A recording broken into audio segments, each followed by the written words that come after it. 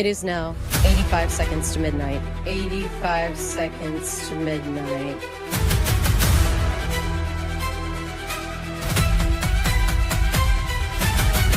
"85 seconds to midnight.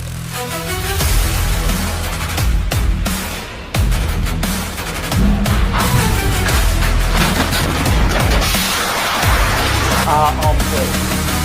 85 seconds to midnight.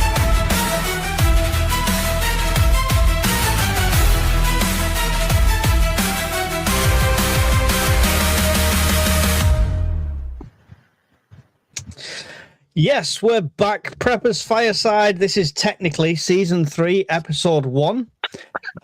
All new fancy graphics, same bunch of idiots. So nothing's changed on the format. Just a couple of intros and outros changed and a new logo. So hopefully you like that.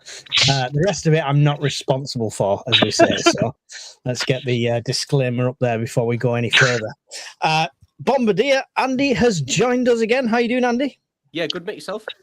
I'm good. It's good to have you back with us. Thank you very much. And we've got Alan, the world survivalist. How you doing, Alan? How many cans in are we tonight? It's just a single bottle tonight. It's a one bottle podcast, this, I feel. You know? Right. So French, you're welcome tonight. Please get in, French people. You're okay. You're safe. And Brian, the Scottish prepper. Are you safe? Do you need a hard hat? Is there any lights above you we should be concerned about? Well, there's a plastic bag there. Now that you mention it, I'm going to move that in case I suffocate myself. The way things are going. I like how I get the accident-prone, stereotype, and it's Brian that keeps killing himself with lights on lives and stuff. They're staged though. That's so that other people get saved the pain. All right, that's okay. Have you noticed it only hits me in the head because there's nothing to damage in there? Next live, he's going to have the hard hat on. We get this special hard hat for him. And we've got also lots of people in the chat already. Great to see you all in here. Good to see so many green names and stuff like that. And our awesome moderators, Miss Worm's in there, Purple's in there. I believe Rift is going to be heading in at some point this evening as well. He's the big security guy. So Miss Worm points and he drags you out like the gorilla.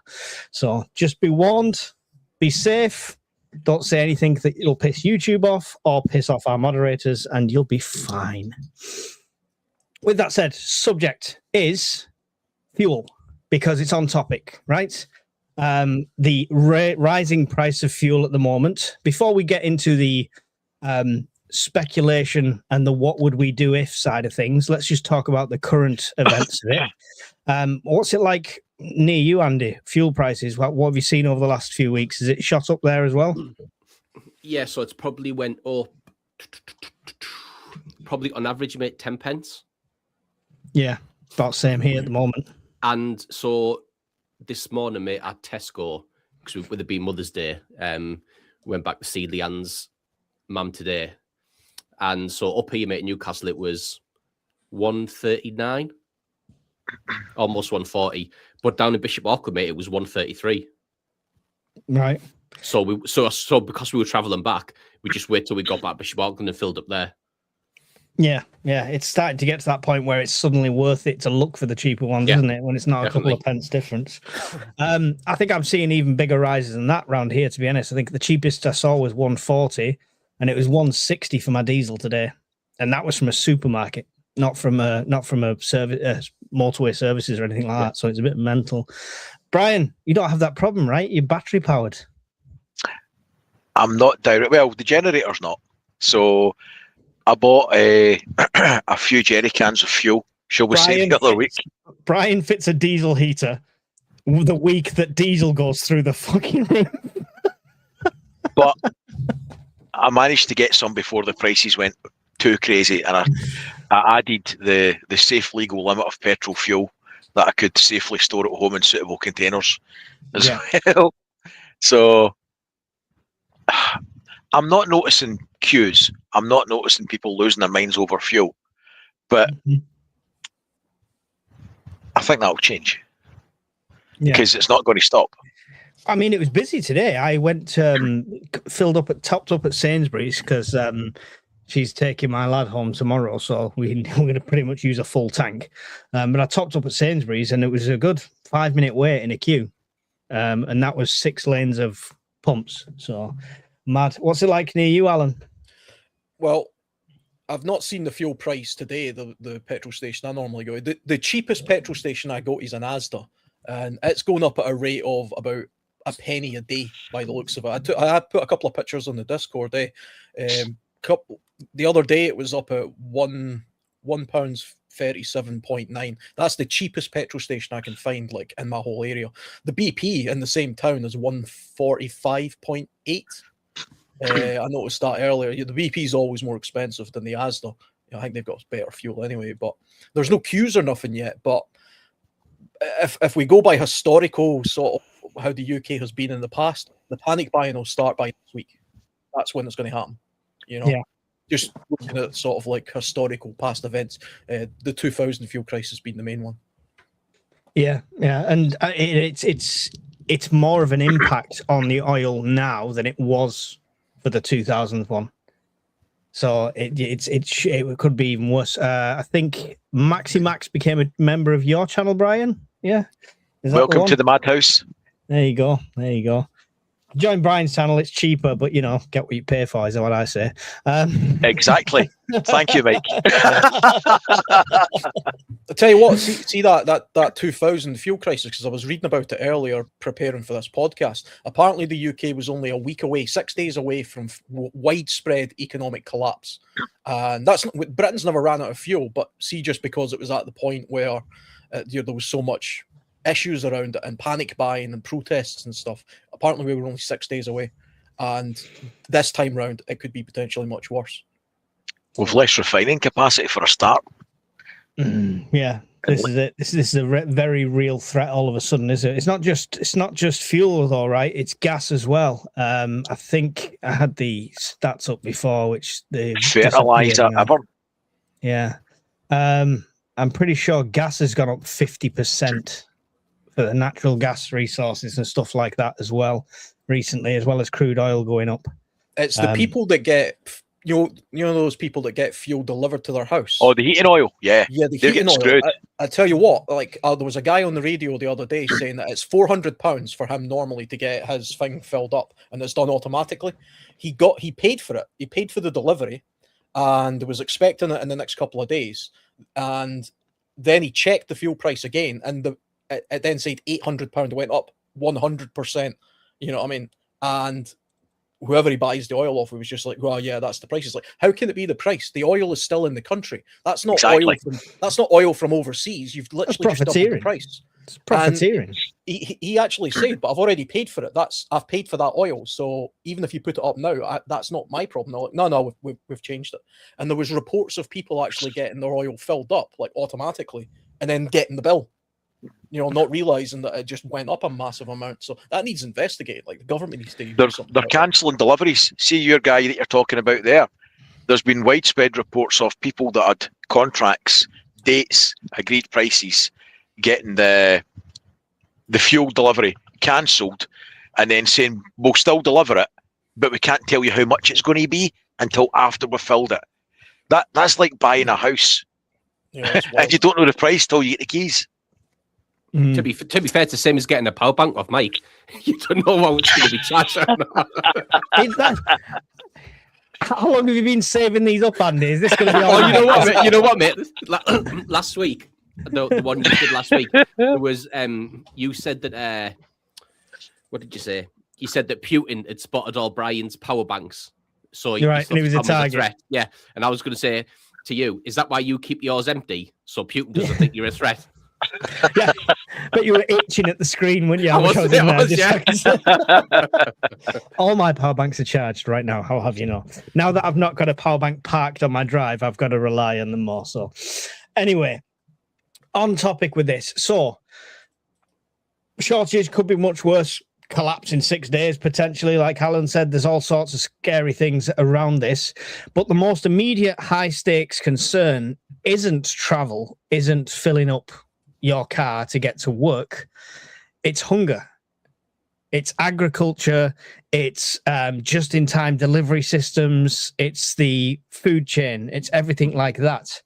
And that's what causes that social collapse more than anything else. Hungry people are scared, afraid, and irrational people, right?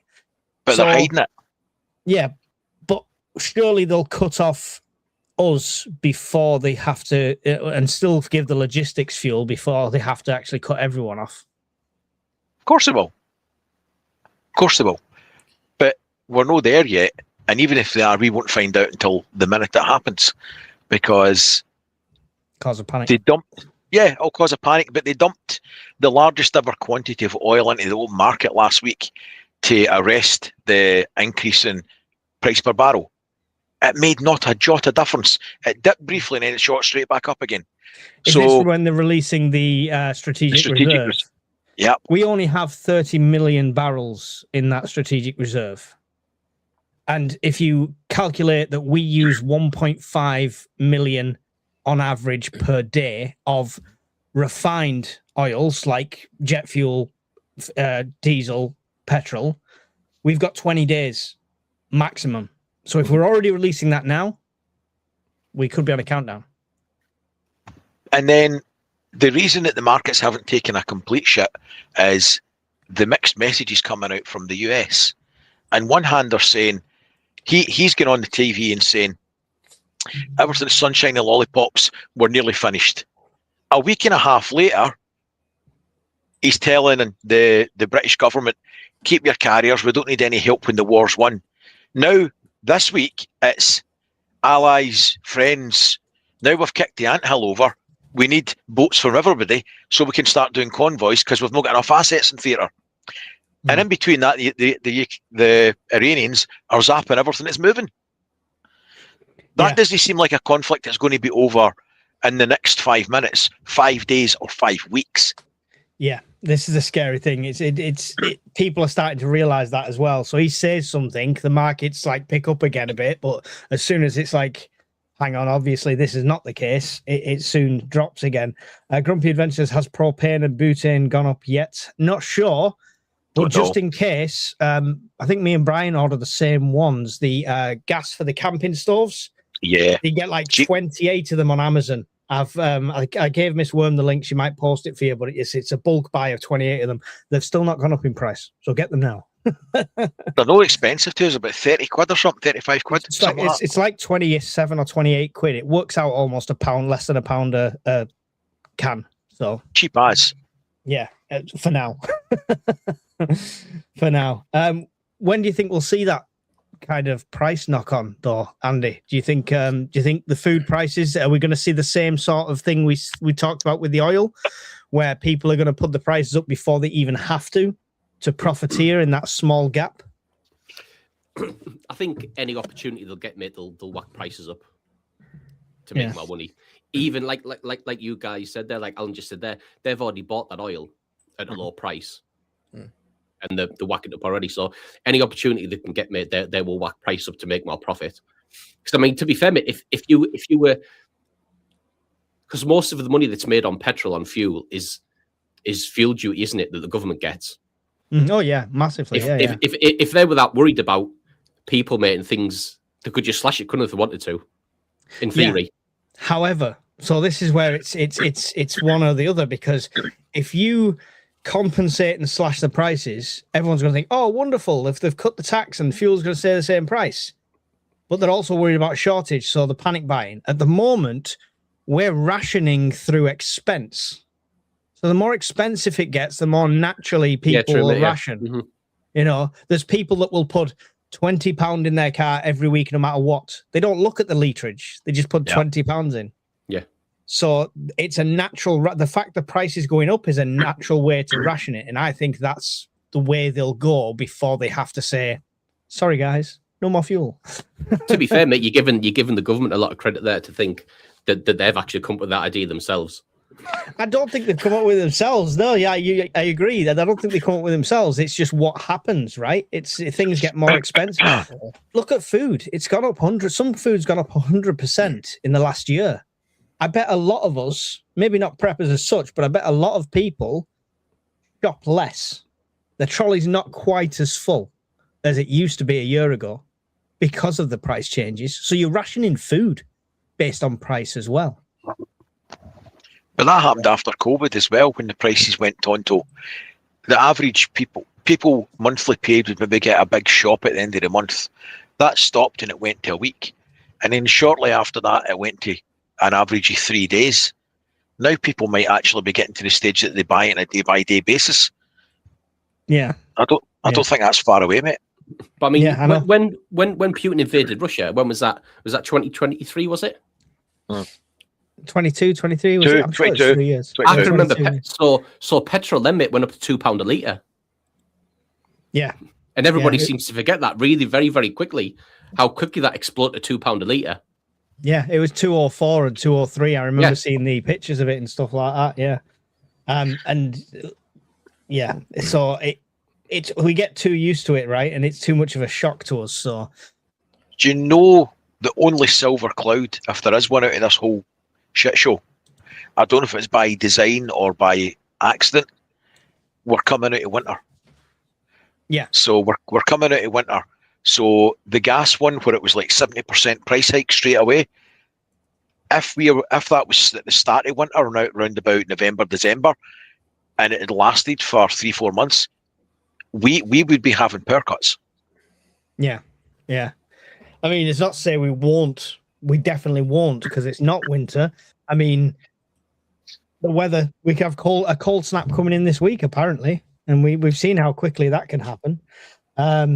So yeah, it's not good.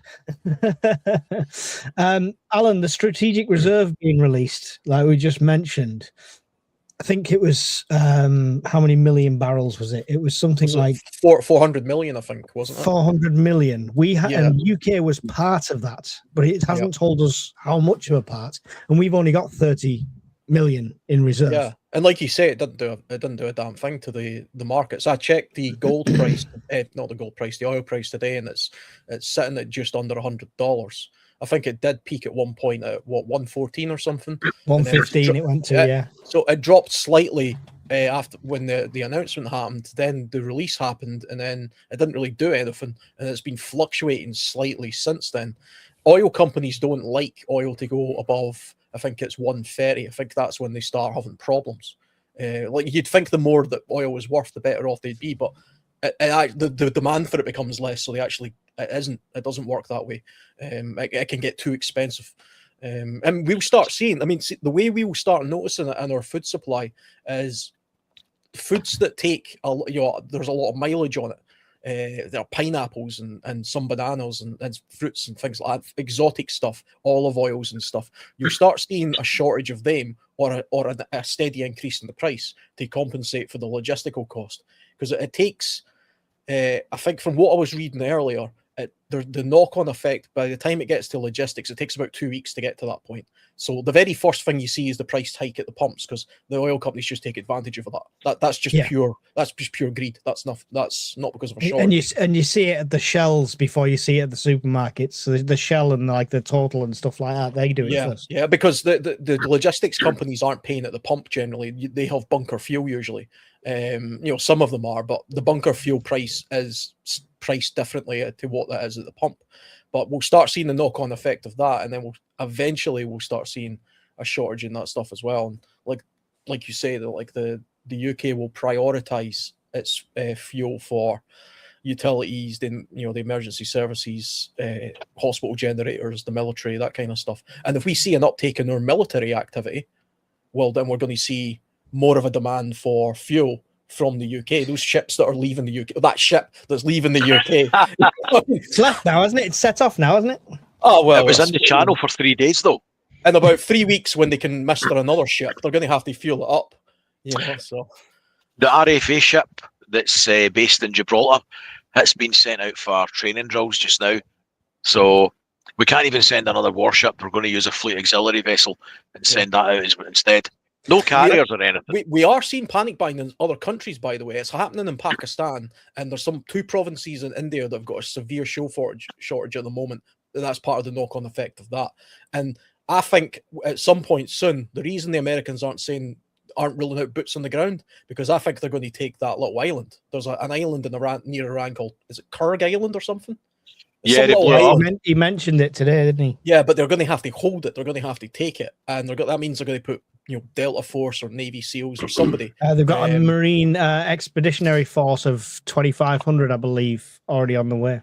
I think we're going to see the occupation of that island because that accounts for 90% of the crude oil exports in Iran, and that will cripple them, completely cripple them. But I don't know how they'll hold that. I don't know how, that seems like a bloody nightmare scenario. But Trump's a bit of a wild man. Wasn't me. It was Sleepy Joe's war. He made me put the troops there. It's all his fault.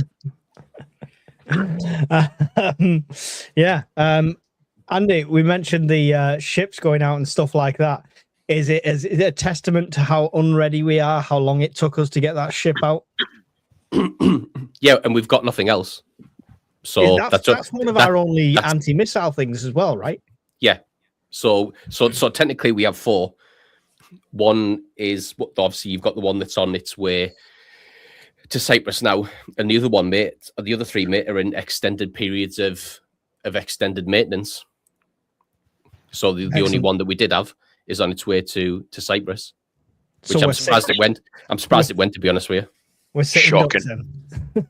Oh yeah, massively, mate. Massively. I wonder if those ships, it's kind of like how the Trident submarines, when they're in port, they can still launch from there, so they're still kind of protecting the area. I know those Type 45s have got like a radar system that's a couple hundred, 200 or 300 miles out. Samson.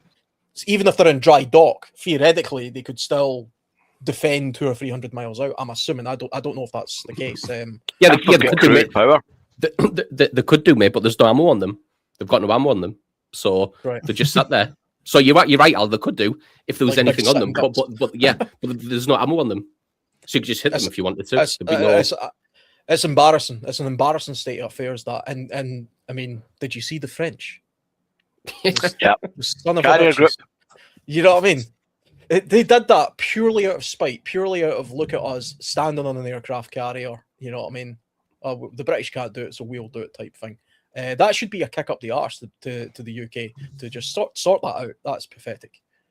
We need to it's a strange boat, though. We need to start ruling the waves a bit more. Build a bloody armada. Start sending ships to the Straits and protecting our interests, because that's what we should be doing. We've been relying on the US so much. It's weak and pathetic.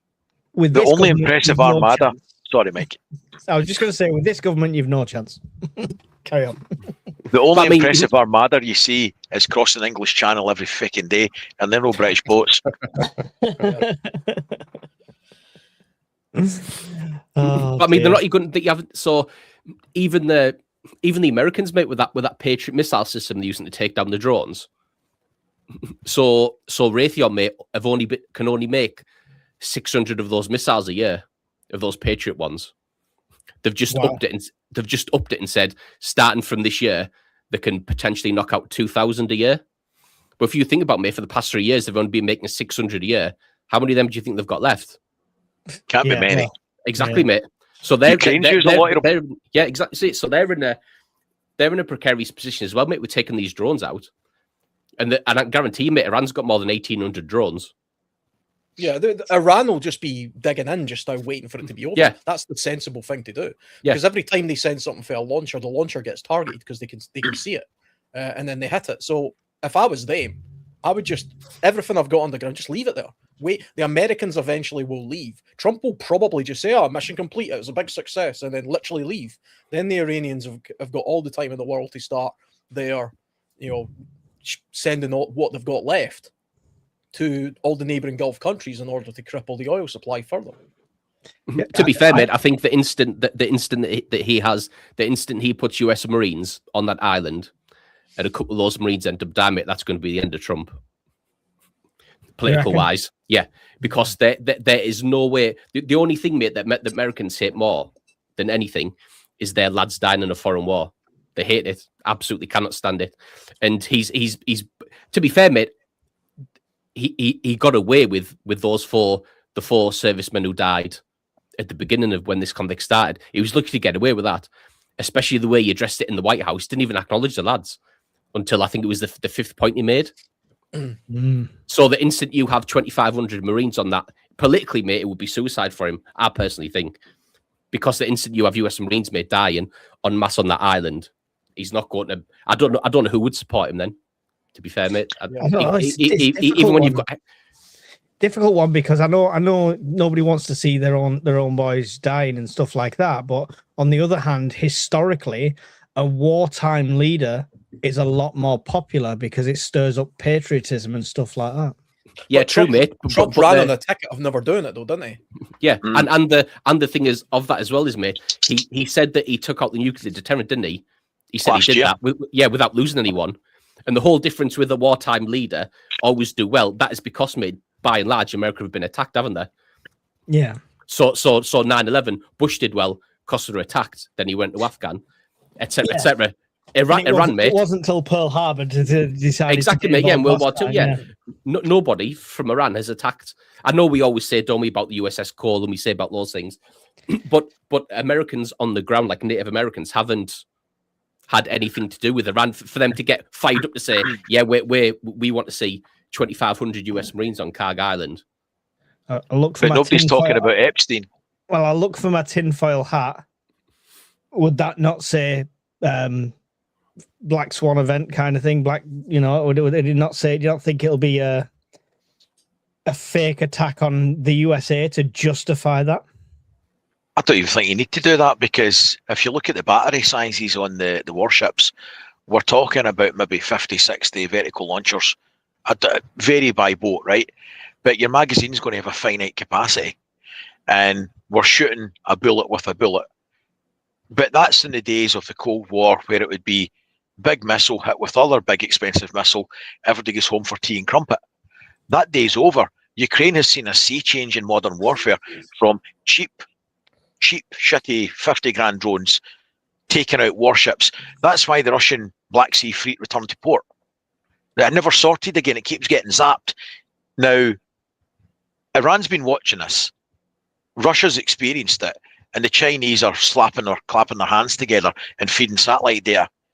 It's a fool's errand to try and do convoy duties when you've got a finite amount of missiles and they've got cheap, producible drones that can whittle down. What if they just keep doing drone swarms, expend the magazines and the ships? Where do they go to resupply? How many resupplies have they got? And what replaces the ships that are getting resupplied unless they resupply them in theatre whilst under fire? At some point, they're going to get hit. And every vessel that gets hit weakens the area defences. Yeah. I don't think it would take much to see them go home. You can't win a war. Breaking news. Welsh preppers in a hotel. It's just like when he served.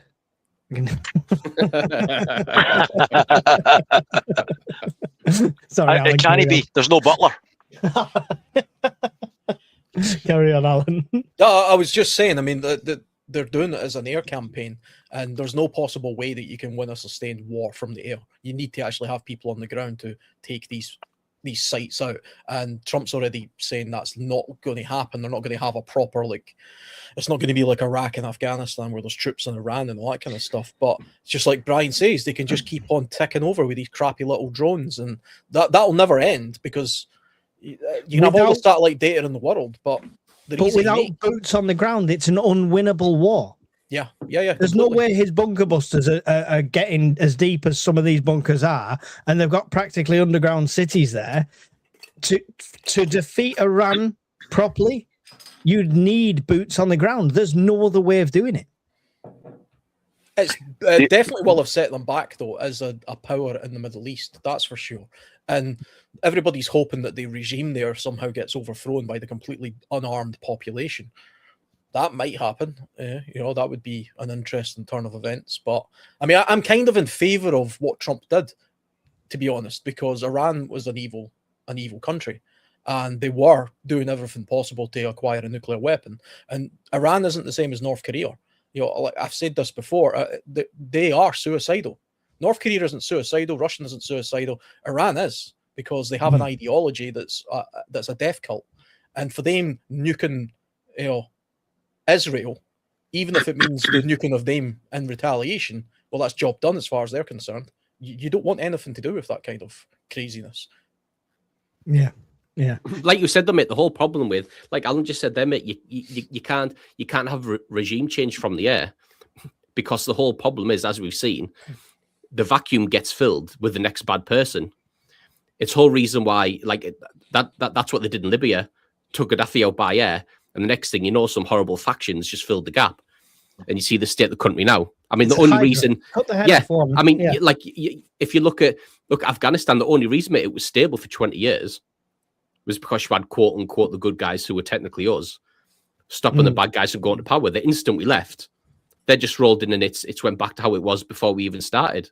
So, like Alan said, unless you have boots on the ground to take and hold positions and implement things that you want to, that's why. To be fair, mate, I think when he bombed it originally and said he took out the factory, I think a lot of people were happy about that. Yep, fine, they're not going to have a nuclear weapon. None of our lads were hurt in the process. Magic. Once I appreciate, mate, I've got a different outlook on it because I've served and I've been somewhere. The instant lads start dying on tour, the political pressure at home. To be fair, mate, I mean, I say that he's bulletproof, isn't he? Like, he just doesn't care, does he? So I'm saying the political pressure will be too much, but like you say, mate, he's bulletproof. He just doesn't care. I mean, it seems clear that one of the tactics that he's attempting to do is they're arming the Kurds in the north in the hope that they become the boots on the ground. So Trump can still have people who are armed coming into the northern part of Iran and, you know, fighting the cause there. And then he can say, well, it's not our boots on the ground. And he always leaves the fact that regime changes like, oh, it'd be a nice to have, but it's not the priority. And he gave like 10 other priorities and reasons for going there in the first place. So he's got lots of get-outs. I don't think the war will go on more than 2 months because then it has to go to Congress. It'll stop before then, I believe, you know, because I don't think it'll even get through Congress.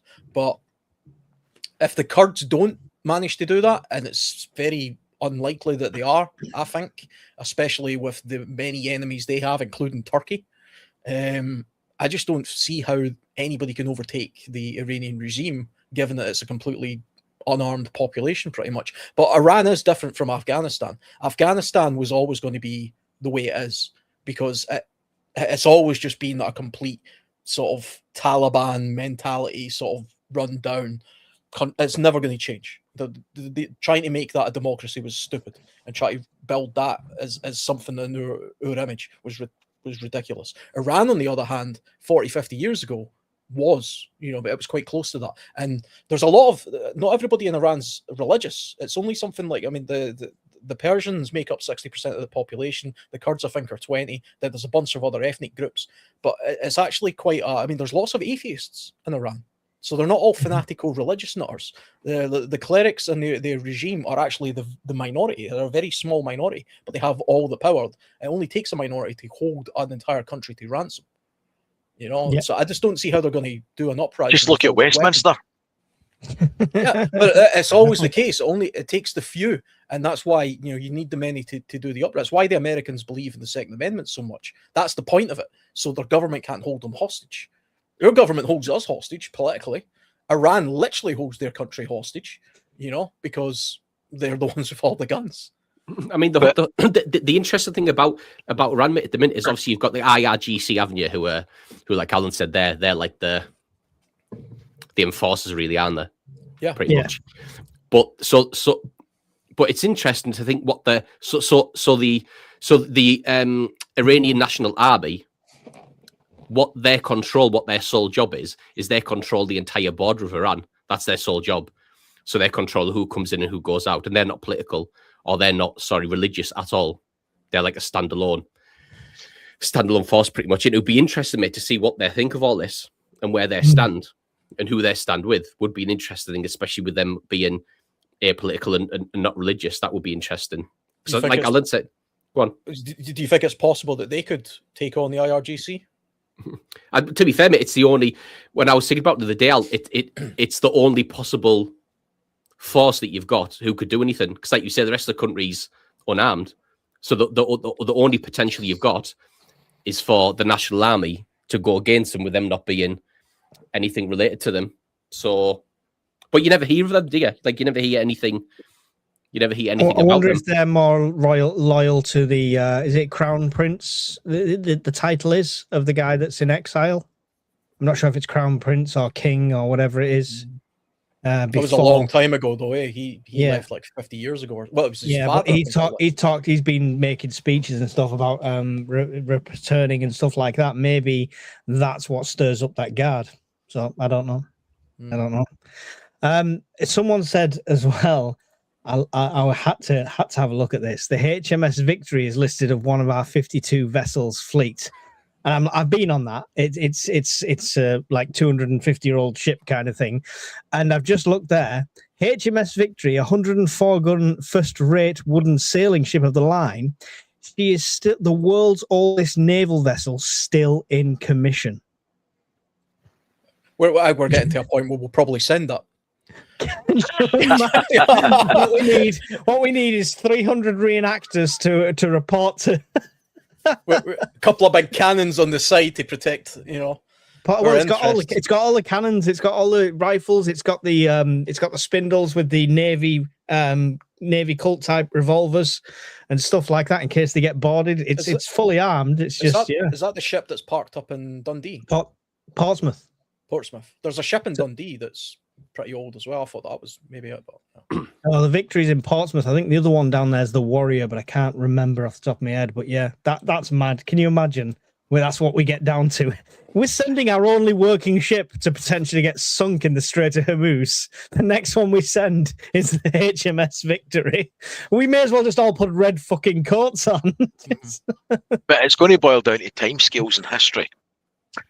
And it's definitely going to boil down to history if they're sailing that out. If we said that.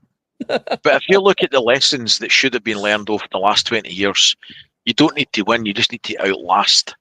So Iraq, all you had to do was outlast, because the Western forces eventually will leave. There's no appetite for a protracted conflict. Although Afghan was a long, long time. Iraq, there's still troops there, but not in huge numbers and not coming home in body bags, which doesn't make for good evening time dinner TV.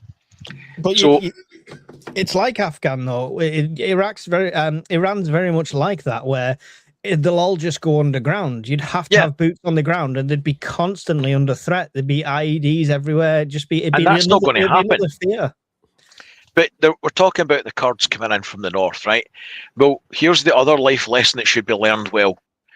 When everybody was promised support when Iraq happened, and they never got support, and they got chemical weapons dropped on them. When the Northern Alliance went into Afghan, and then everybody cut and run and left them and their families, and everybody else was getting murdered. Where is the life lesson here for people to actually give you support? Because they will know at some point, we're just going to leave, and you've still got to live there. So I think it's going to boil down to survival and choices, and the lesser of the two evils is to dig a big hole and hope it all goes away. Pete Hegseth is already saying that they're talking about an exit plan. He's already hinting at it, So it's going to happen. They're literally just going to bloody leave one day and say, "Yep, job done, we won." That is what's going to happen. Trump will lose interest. Then take Greenland. Right. In the meantime, let's talk fuel. That's the topic, not war. 260 people in here. I really appreciate it. Whichever stream you're watching on, it's streaming to all the channels, World Survivalist, Scottish Prepper 73, and the Bombardier. Make sure you hit like, make sure you subscribe to that channel, and take the time to go and subscribe to all the other ones. How long do you think we have? I'll open it up. Anyone can jump in and answer.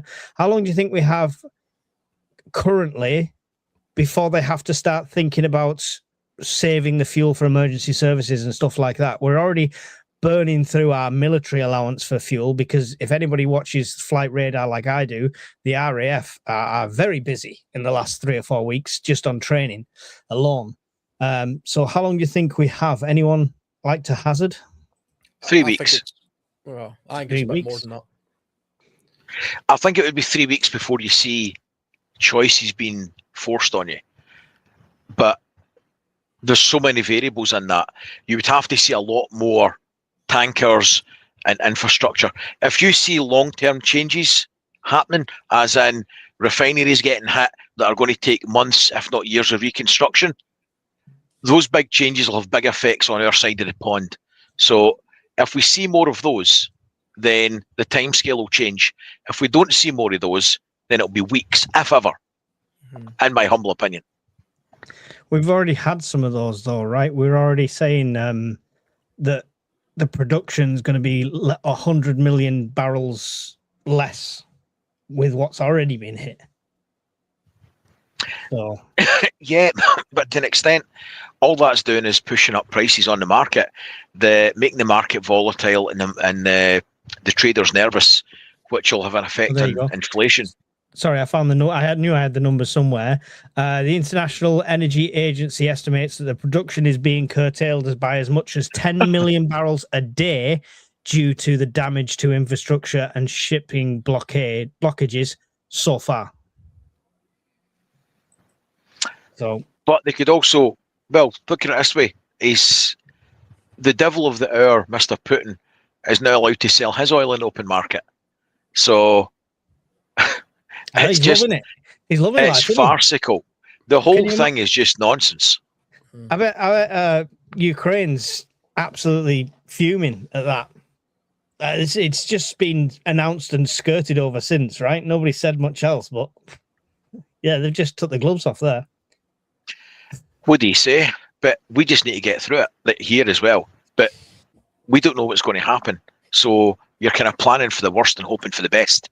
Exactly. So how do we plan for the worst? So bar putting fuel, filling up all the tanks you've got and a couple of jerry cans, Alan, what else can we do? Sit, wait and hope? What can we do thinking about a time where they've stopped us having fuel? I mean, it's one of these things where it's out of our control. There's nothing we can do to control what's inevitably happening. I don't know the exact timescales of anything. Before I came on this podcast, I took a quick look at past events, and I was focusing on the crisis that took place back in 2000 because that had a timeline, and there's no reason I don't think it would be much different from that. According to that timeline, I've got it written here. It was within the first 1 to 2 weeks that we started seeing the fuel prices spike. That happens literally overnight. We've seen that because the fuel company, the petrol pumps, are just cashing in. Panic buying happens in sort of week 2, week 3, and then we start seeing a shortage at certain storage stations and things like that. After between 3 and 6 weeks, then you start seeing the freight costs surge because then the bunker fuel starts getting affected. They've got a lot more reserves than the average petrol station, stuff like that. So then you start seeing deliveries slowing down. Supermarkets start reducing the variety of exotic things that have a lot of mileage on them and stuff like that, things that need to get flown in or taken on tankers. You start seeing a reduction in that. And then in 2000, it was only at the 2-month mark or between the 2 and the 3-month mark that you started seeing serious manufacturing disruption with production, manufacturing, proper food price inflation. Food price inflation happens after all of that stuff. And then you started seeing government rationing taking place after that. And like I say, we were apparently only 6 days away from complete economic collapse almost. And, that's why the government made all the deals and stuff that it had to make because it knew that. So going by that timeline, that means you've got 3 months, in total. And we're already, into week 2 now, really, maybe week 3. But we had more local production at that point and a local refinery, which we don't have anymore. So there's been some changes between now and then. Yeah, I mean, the only refinery in Scotland is mothballed. Yeah. You know what I mean? That's kaput as well. The ability to infill locally with our own resources has been curtailed. The ability to refine locally has been curtailed. Drawn heavily from Russia has been stopped, albeit they're now going to start buying oil and not sanction it. Even if that happens, there'll be people who refuse to buy it. And that's going to take time to ship. There's no big overnight fixes here, but there's overnight problems. But it takes a long time for there to be an actual fuel shortage. We're not short of fuel. Yeah. The reason we're having these problems is because fuel is globally priced. There's plenty. We still have lots of reserves in the North Sea. You just have to get it out of the ground. But we have the countries like Norway. Get it out of the ground, refine it, make it into usable fuel. It's a huge process. but Norway, we get a lot of fuel and stuff from Norway, and you can get stuff from the US. We don't get a lot of fuel from the Gulf, the UK. I can't remember the exact figure again, but it's something like 6% for gas. It's not a lot. But what we are subject to is the market predation. The market's a problem. Yes. But, and again, this is not just us. This is going to affect every country. So the countries we buy fuel off, we're not going to have as much to sell It's the themselves. instability. We're It's creating a shortage with the start of panic buying already. Yeah, it's Don't the domino forget, though, effect. you've got ships that are full of oil just now that will be actively getting turned around and sent to somebody that's prepared to pay more money. That is a thing. That happened before, and that will happen again. And we won't. And we won't. If only we had some sort of oil resources of our own. If only there was a way that this could have been, less of a problem for us. Yeah. Andy, no fuel. All gone. Cut off. Pumps are empty. No customers, please. How does that affect your life, your prepping, what you're doing now? And what would you put in place for that? I was thinking about this the other day, mate, when I watched that one you did last week. And up until this happens, we are preppers, aren't we? As soon as SHTF happens, or as soon as this happens, then you have to go over to Alan's mindset, because once something happens, you're then a survivalist. You're not a prepper anymore. All the stuff you've prepped up to that point makes you a prepper, but once you cross over that threshold, then you're a survivalist. For one of the, you know what I mean? Then things have to be put into place. So as soon as that does happen, mate, I appreciate I'm more extreme than most in that sense. But everything as soon as happen, mate, I don't store fuel, mate, anyway. I've got no fuel, I've got no generator, I've got anything like that. But everything from that place, mate, would be put onto ration basis. It would just have to be. Like I say, mate, the mindset from prep at survivalist has to occur as soon as that happens. Because as soon as the lights go off effectively, how are you going to prep? Your prep time's gone. No, yeah, prepping time's over. So, so you'd have to then implement the plan that you have in place that you've already done. So you would have to get the power banks out if you have them, get the candles out, your blackout box. You would then start. Yeah, you would do it. Yeah. Well, you'd be screwed. But yeah, so you would do it. Like I said, and everybody's plan will be different. Everybody's plan will be different, judging on experience, what preps you do have, power you have at hand. If you do have generators, well, whatever you have, everybody's plan's going to be different, and at what level you implement that plan is depending on how hard you want to go.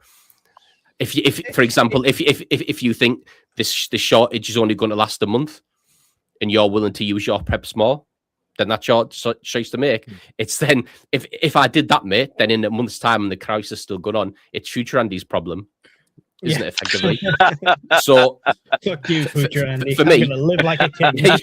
yeah. So for me, mate, if I was implementing my plan, I would always go on the extreme of stuff.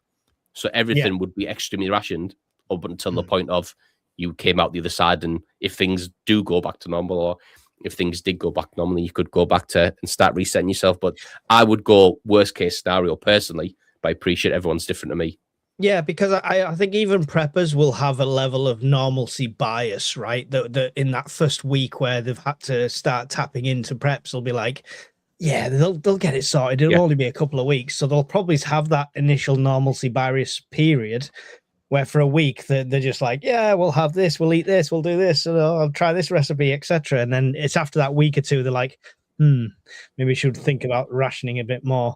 Do you know what you want to watch for? Hauliers going bankrupt.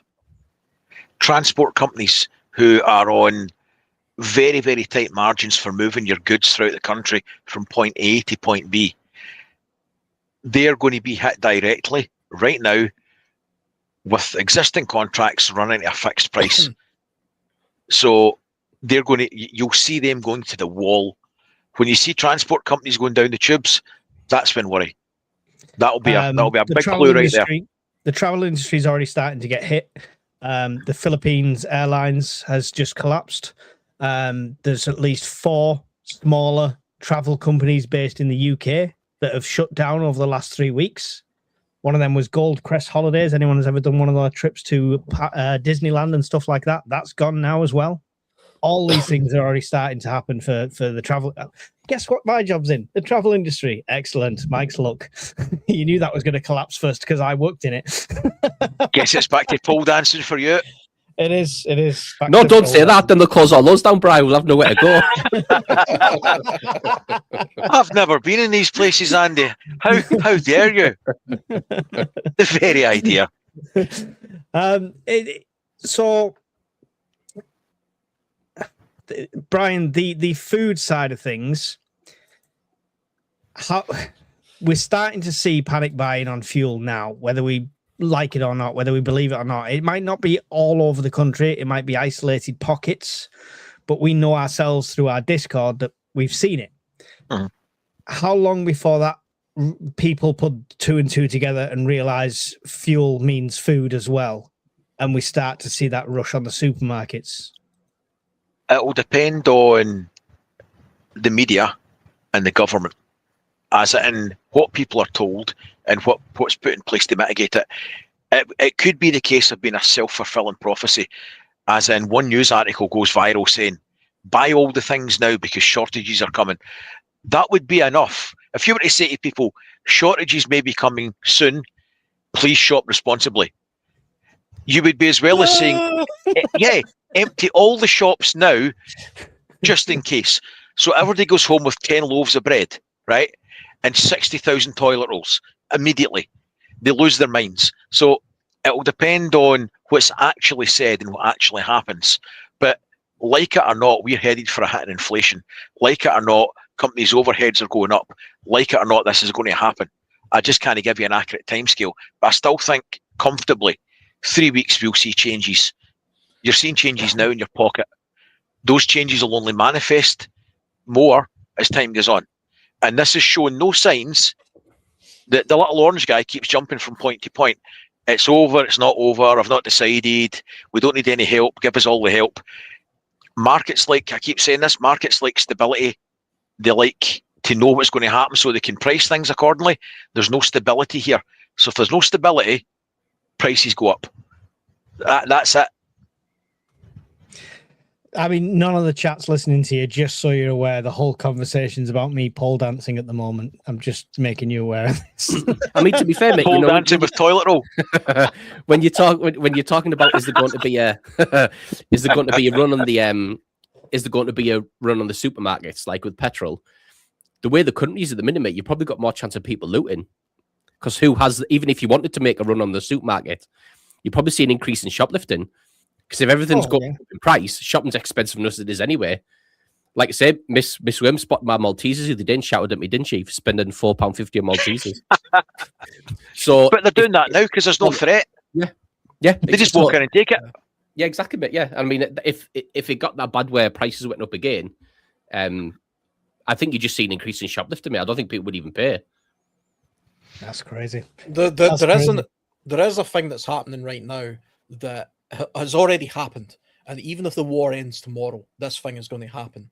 I'm not a financial advisor, I hasten to add before I say this, so don't take my advice literally, but we were expecting the interest rates to be cut this year. That's not going to happen now. That's dead in the water. So if you're one of those people who are at the point of remortgaging or looking for a good deal, whatever the deal is just now, don't wait for that. A lot of people were waiting to see that interest rate cut. That's not happening. Take the deal now. And my opinion would be to make it a 3 or even 5-year deal on your mortgage. I did that a couple of years ago, the last time we were having a problem, because I'm pretty sure the economy is going to tank, within the year, and this isn't going to help it any. And the same can be said for the energy costs as well, because we're going to see a spike in that. So if you're on one of these variable rates, because you think the interest rates are going to come down in the next couple of months, I would recommend doing what I did and put yourself on a 24-month fixed energy plan now while the rates are at the current level, because nothing's going to get cheaper. It's only going to go up. The interest rates aren't now going to fall. That's just not going to happen. And that'll have a massive economic effect on a lot of people's real life, because if the interest rates go, even just up 1% or 2 from a mortgage point of view, you're talking about thousands and thousands of pounds and hundreds of pounds a month of a difference in your mortgage repayments.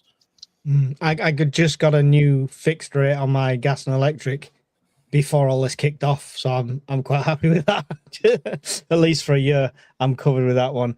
Riff says I could see drive-offs happening at the fuel pumps if the fuel hits 117 up. But I mean, 2 ways to look at that. We've seen £2 fuel, like was said earlier, and but yeah, like Andy, you said with shoplifting, fuel could be the one that the shoplifted as well, right? It's easy enough to do the drive-offs. And to be fair, mate, if people started doing that on scale, they'd just put a stop to it. they are going to lose money. They'll just employ security, or as soon as you come in, they'll take your credit card off you, or they'll take cash off you, and they'll fill it up. Have pay at the pump, right? And they can switch off pay at kiosk. Yeah. So they could make you pay in advance anyway. So yeah, I think a lot of them would do that. Brian, stop egging them on with the pole dancing. You'll see a lot of tree surgeons going about with drills and buckets around diesel tanks shortly, I would think. Yeah. There'll be vans tarmacking roads with no tarmac laid, but a lot of diesel going walkies. Yeah. Oh, with the theft, that fuel that we were talking about earlier, those people in rural areas and a lot in Northern Ireland, you're going to see theft through the roof with that stuff. Yeah. So if you are one of those people who's got a fuel tank in their garden, do everything possible to start securing that down. I would start putting security in place, have a camera, signage, a light, put everything in place now, because that stuff's going to start getting robbed. It already gets stolen. I had a friend that had some stolen years ago when he was renting a farmhouse rather. But you're going to see a massive, industry of like a black market of that stuff going on. Probably, especially in somewhere like Northern Ireland, where that kind of stuff is rampant. Yeah, Jace the Loggin's going to have to get on the ball, isn't he?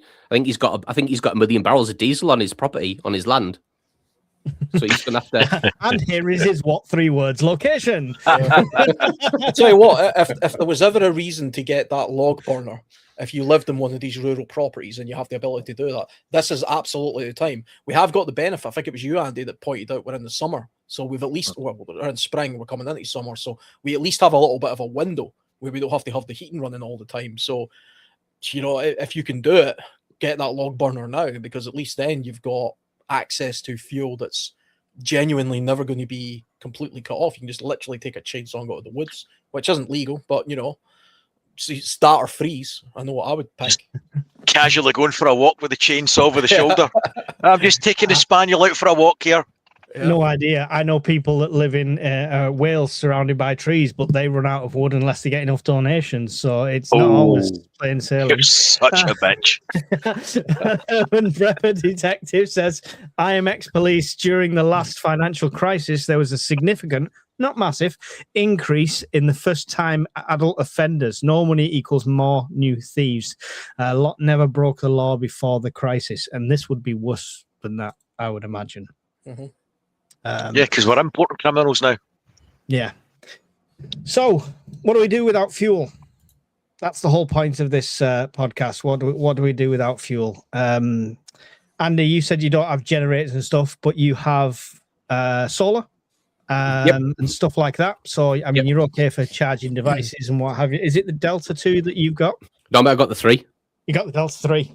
All right. Okay, So, I see that. That's how the other half live. That's what that is. Yeah. Cash money, bitches. So to be fair, mate, I got the. You can come to my pole dancing club, Andy. To be fair, mate, I got the Delta 3, mate, purely for the chest freezer, mate, in the garage. Yeah. To keep that going as long as I could. To be fair, mate, I've got the C300 for charging phones. Thing. It's brilliant. To be fair, mate, that mate, I prefer that, mate, over the Delta 3. That at the moment, by the way, everybody, the Delta 2 it's not charged. Mine's charged. The Delta 2 is on spring sale at $399. The one Andy's on about, which I love as well, is on spring deal at $159 at the moment. So worth $159. Yeah, there's the 3. Yeah. Nice. Don't start holding power banks up. Brian will be there all day. I can stop buying them anytime I want to. What have you just purchased? What's that, for mate? A video? What have you just purchased for a video? Best 420 quid I've ever spent. Really? I'm going to buy one next. That's my next purchase. That. It's okay, actually. It's a decent enough unit. I just don't like the handle. The handle's absolute shit. Yeah. But like every power bank, there's things you don't like. So living without fuel, how long before? I mean, what do they do with work? Do they try and do a lockdown situation where it's work from home if you can work from home, and furlough for people who can't? And how's that going to be funded? How do you think that what happens with work? Or is it going to be a case of we are in SHTF, so work suddenly doesn't matter and it's survival. If it's that nuclear option that you've got shortages, the shortages, you could try and mitigate them. Simple things like car sharing or working from home. If you're like COVID, everybody were a key worker. Jimmy the janitor overnight becomes Superman. He's going to work in his own underpants, right? He thinks he's a superhero because he puts sand on kids' vomit, right? That's the sort of shit that will happen again. So, but that, humour aside, if you've got nurses, etc., all needing to get to the wards and get to hospitals, the simple thing is car sharing.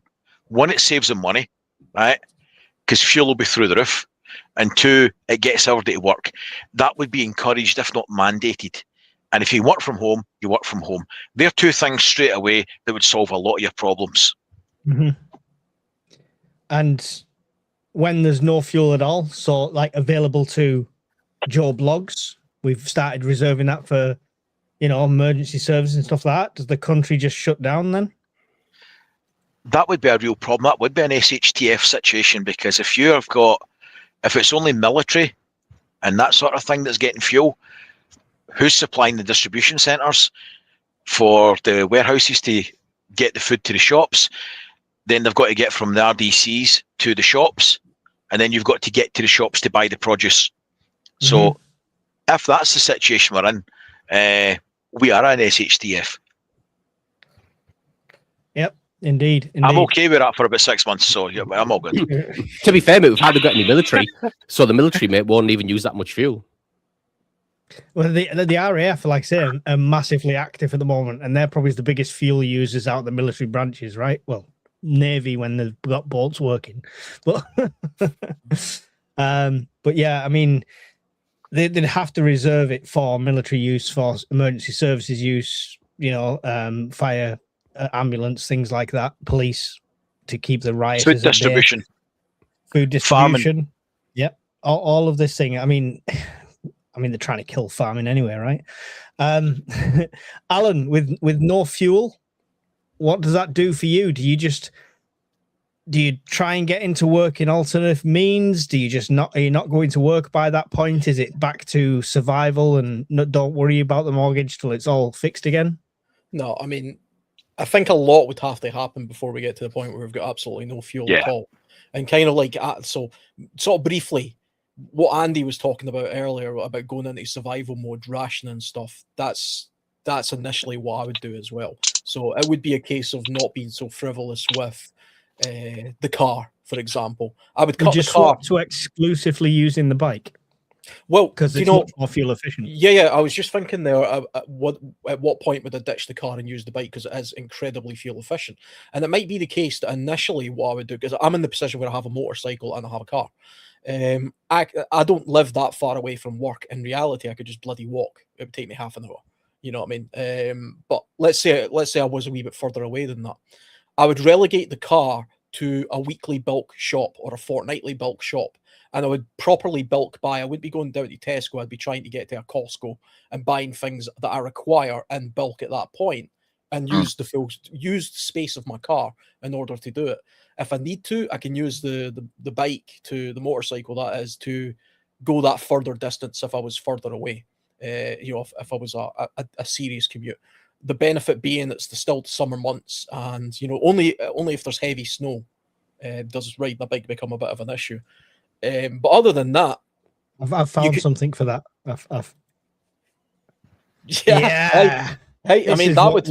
This is what we all need. I tell you what, I mean, if you've got a local shop or a food distribution centre and you're within a couple of miles of that would be your alternative. I mean, why not buy a bicycle? If you can get to your work by walking or just taking a bike rather than taking your car, then why wouldn't you do that? And if we got to a point where we had literally no fuel whatsoever, we were fuel starved, lots of things would take place that we would have to adapt that we aren't even thinking about just now. So we would have to adapt to what everybody else is doing. There would probably be a single place where everybody collected their food parcels on a certain date, etc. And it would be I'm trying to more think like what affects that. I mean, my work, for example, I'll give me for example, my work would be done. It's travel industry, with no fuel, no travel. All right, so my work would be done. There'll be a skeleton crew in there like there was through COVID to take calls and apologize, which they can do from home. But what would it affect you? Like, would you think your work would carry on? Yeah, I work in logistics, heavy logistics and shipping. So yours would be the last to go. It would literally be the very last thing that would stop unless we stopped importing, which for our country would be an absolute nightmare scenario. That would be World War II style rationing and all the rest of it. So that'll never stop, and I can't work from home. I operate machines and stuff. They physically need a man to drive the stuff that I operate. That would happen, and I'm in a lucky position that it's walking distance, so I would go into that kind of mode. But like Andy was saying, you'd have to go into survival mode at this point. You're no longer a prepper. I mean, if you're living off the resources you've got there. I mean, I honestly don't think people prep a lot of fuel because it's a difficult thing to store. I mean, me personally, expensive thing to store. Yeah, I mean, because this is a thing for the past couple of weeks, I've filled my car up, I've filled my bike up, and I've filled up my bike's 2 jerry cans that I've got in the shed. I don't really want to go out and buy containers and stuff at the moment, but I am already looking at buying some containers, just the containers, in the assumption that if it carries on in the next couple of weeks, it might be a case of we're in a queue for 2 hours. Remember when the fuel strike happened? And then when you get to the pump, you're kind of restricted by how much you can pump. I've got a very small car, so I would I'd fill the car, then I'd fill those bloody jerry cans in the back seat, and then I would be on my way, and I'd probably get on my bike and go back around in a circle and do the exact same thing again. And I would do that a couple of times in the week in order to keep myself. Remember the carrier bag picture? You remember the guy with the carrier bag? The guy with the petrol in it. Yeah. I mean, to be fair, mate, if we are talking like, if we are talking SHTF, where like the extreme versions, every military camp has its own POL point, its own petrol station. So if everyone bomb bursts and everyone leaves the camp and the camp's empty, and yet it's close enough by, you could go in there, and you could literally just go in, mate, and just fill your things up if the situation was that bad. Yeah, I mean, we're talking about like real SHTF there. If you're risky going into one of them, and I actually put 2 links up for tonight for the mods to share. One was a hand siphon and an electric siphon for that very reason. That for completely legal acquisition of fuel. See, on the electric front, the electric vehicle front, so people like myself thinking it's great, it'll not really affect me, but it will. Because electricity costs are going up, because energy costs are going up. That's going to be a factor for EV drivers as well as diesel and petrol drivers. So they'll not be isolated from this. Could you charge your EV through solar, Bri, or not? Not directly, but you can through your power bank. So you could. The batteries in the domestic side of the system is about 22 kilowatt hours. So between March and roughly September, October, we don't pay for any power at all. We are more or less grid independent at that point. So in theory, I could still run the house side of things and put in about 10 kilowatts of charge into the car every day if I had to. So you could still be mobile. Yeah. But if you really wanted to, if you've got, like, see your Delta 3 there, you could get the crappy 3-pin plug, so like the 7 kilowatt charger for your electric car. Plug that into your Delta 2 or Delta 3. Put your 4 over panel solar panels out and trickle charge your EV charger that way. Now, it's going to take a bit of time, but you would have a viable vehicle solution there. Yeah. Not like you used to have, but you would have a vehicle. Yeah, I've not anymore. Got rid of the electric vehicle. Thank God. I mean, the whole thing, mate, was storing fuel. I would only store fuel if I had a generator. Because if things are that bad, where am I going in my car?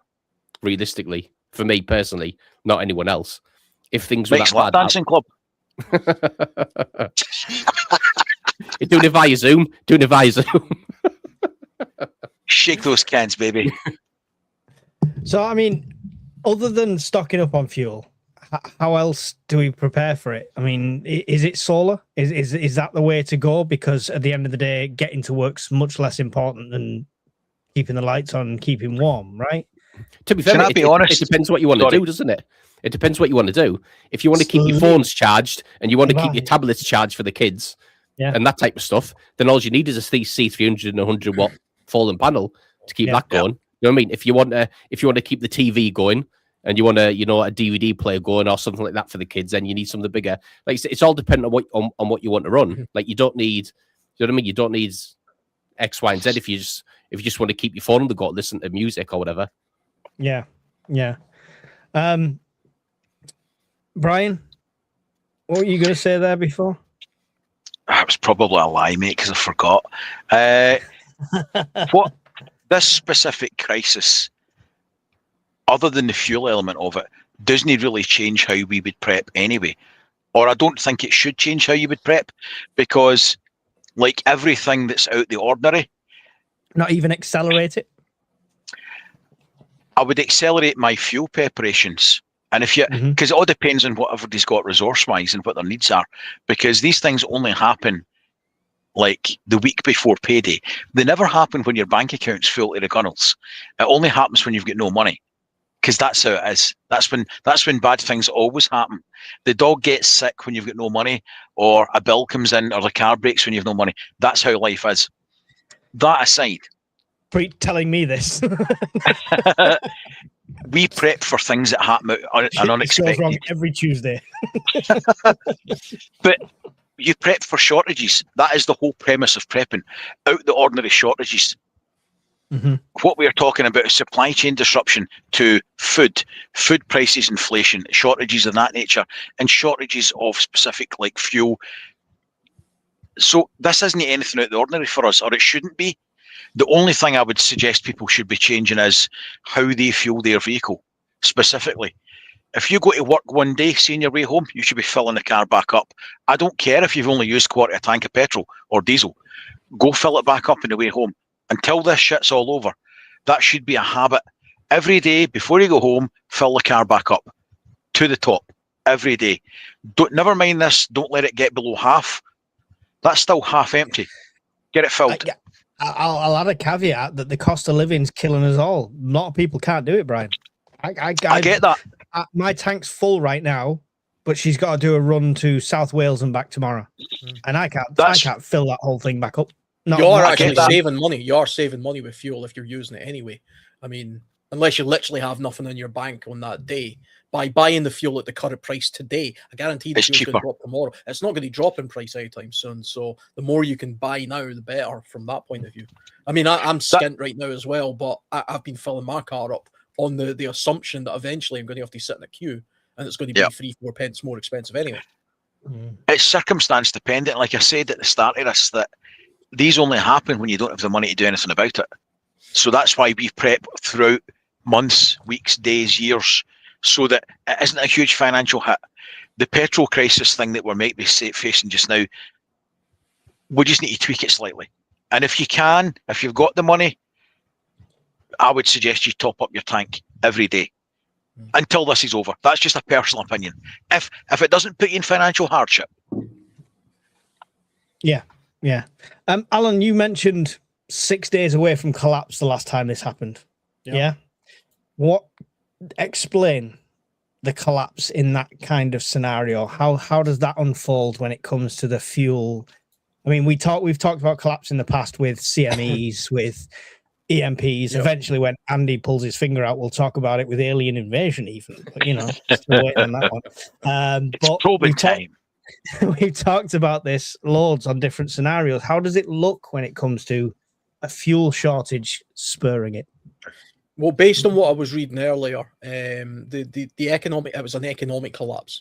That was the causation of that was fuel fuel shortages. It was to do with strikes. That's what the 2000 fuel crisis was all about. It wasn't necessarily that the open market had changed any, or there was any real shortage in fuel demand. It was all to do with strikes and the knock-on effect of that. So the economic collapse, because you've got this runaway system. It's getting, it's the domino effect of, it starts off with one thing that has an impact on the next thing, and so on.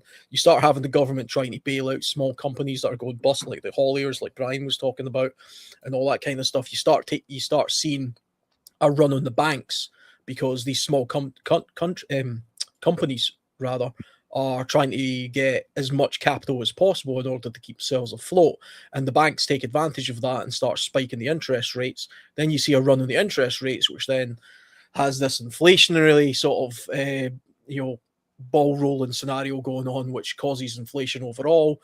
That peaks with the interest rates, and then you've got people not being able to afford their remortgages, and you can see how it just keeps on going. And it only takes to the point where you're at the government is forcing rationing of something like fuel, or getting the army out to sort of fill up petrol stations, which is what they did in the year 2000. I was still in school when that happened. I remember seeing army trucks going into petrol stations.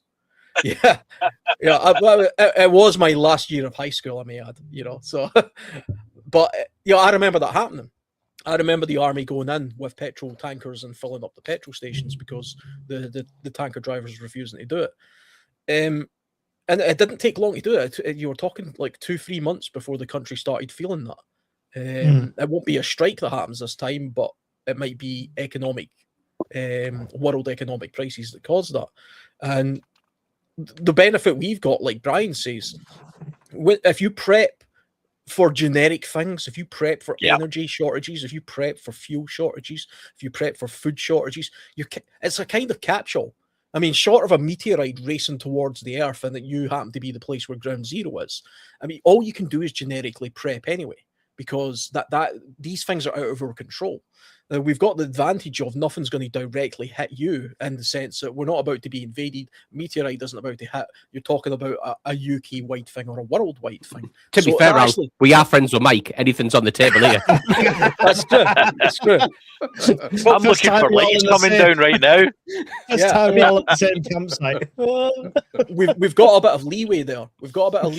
And the fact that we're not seeing panic buying at the moment, I think that's going to happen next week. We'll see.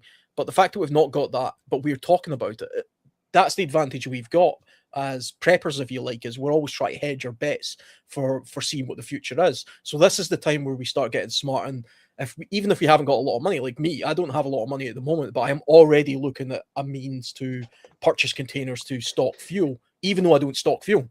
The containers are cheaper than the fuel, right? I'm not going to go out and buy fuel just now and start hiding them in my shed, other than the two containers that I've got, because one kind of part of me still says it's a waste of money. It's nothing will happen in a couple of weeks. You've just got a shed. Alan's buying jerry cans and a hose. I tell you what, I've actually got a small thin hose as part of my motorcycle prep, and that's to siphon tanks. Not illegally. It's just in case. No, heaven forbid. No, not illegal. No, that's what it's for. But siphon with permission. That's what we siphon with permission. But I mean, energy. If we're talking about a financial situation, which I think it's more of a financial issue than a fuel shortage issue. It's the fuel shortage issue causes the financial issue, but the financial issue is the thing that causes the problem. I mean, unless we're out of fuel literally for years, in which case it's Mad Max, we're all wearing leather masks and all that kind of stuff. But what we're talking about is being hit in the pocket. It's one of those parties, is it? We're going to. Let me get my stuff. We could go into rationing mode. That's what I mean. Energy rationing is the way to do it. Even if you're on a fixed tariff of electricity and gas, like I am. So I pay I think it's like 180 quid or something a month I pay for gas and electricity, and it's supposed to be kind of capped at that. But that doesn't change the unit price of fuel. So if the unit price of fuel increases and I still use the same amount of energy, I am still spending that money. It's just that amount of money doesn't automatically come out of my bank, but the energy company still says I owe them money. So if that starts happening, then you start being clever about your energy usage. You'll start relegating your energy to one room? Do you really need every light in the house on? Do you need to run 2 TVs? You'll just start being clever. You about it try that and way. tell my kids that. Do you need every light in the house on? Because I say it daily. I say that right now, right at this very second. Every light in my house is on. My kids downstairs playing a PlayStation 5. I've got 2 computers running, a bunch of lights just for ambience, and all that DJ equipment. Yeah, literally, you can see the meter going woo when I turn it on. But I am already starting to think, okay, I'll give it another week, and the second I start seeing a queue at the petrol station, then I start going into a little bit of sensible sort of, let's start rationing a little bit, because I can't afford not to. Time for the hose, isn't it? Time for the little siphon hose to come out. The petrol station at my work isn't very well protected. Yeah, I mean, it's scary to think that it could be. I mean, we've had people saying 2 weeks away, 2 months away. I mean, that's a vast difference in timelines right there. We are already 2 weeks into it. If they're already fully prepared, Brian, as we are right now, would you advise people to go and do a bit more? Is it time to, I don't want to say panic buy, but as preppers, we do kind of boost our supplies a bit before the panic buy rush. Is that this time now? I suppose the best way to answer that is as to what I did then. So I always keep some fuel at home. I recycle it into my wife's car because hers is still petrol. I did go and buy extra gas. I did go and buy extra petrol. I did fit a diesel heater and I did buy diesel for it. These are things that I would not normally have done at this time of year. Although I did have some of these things at home.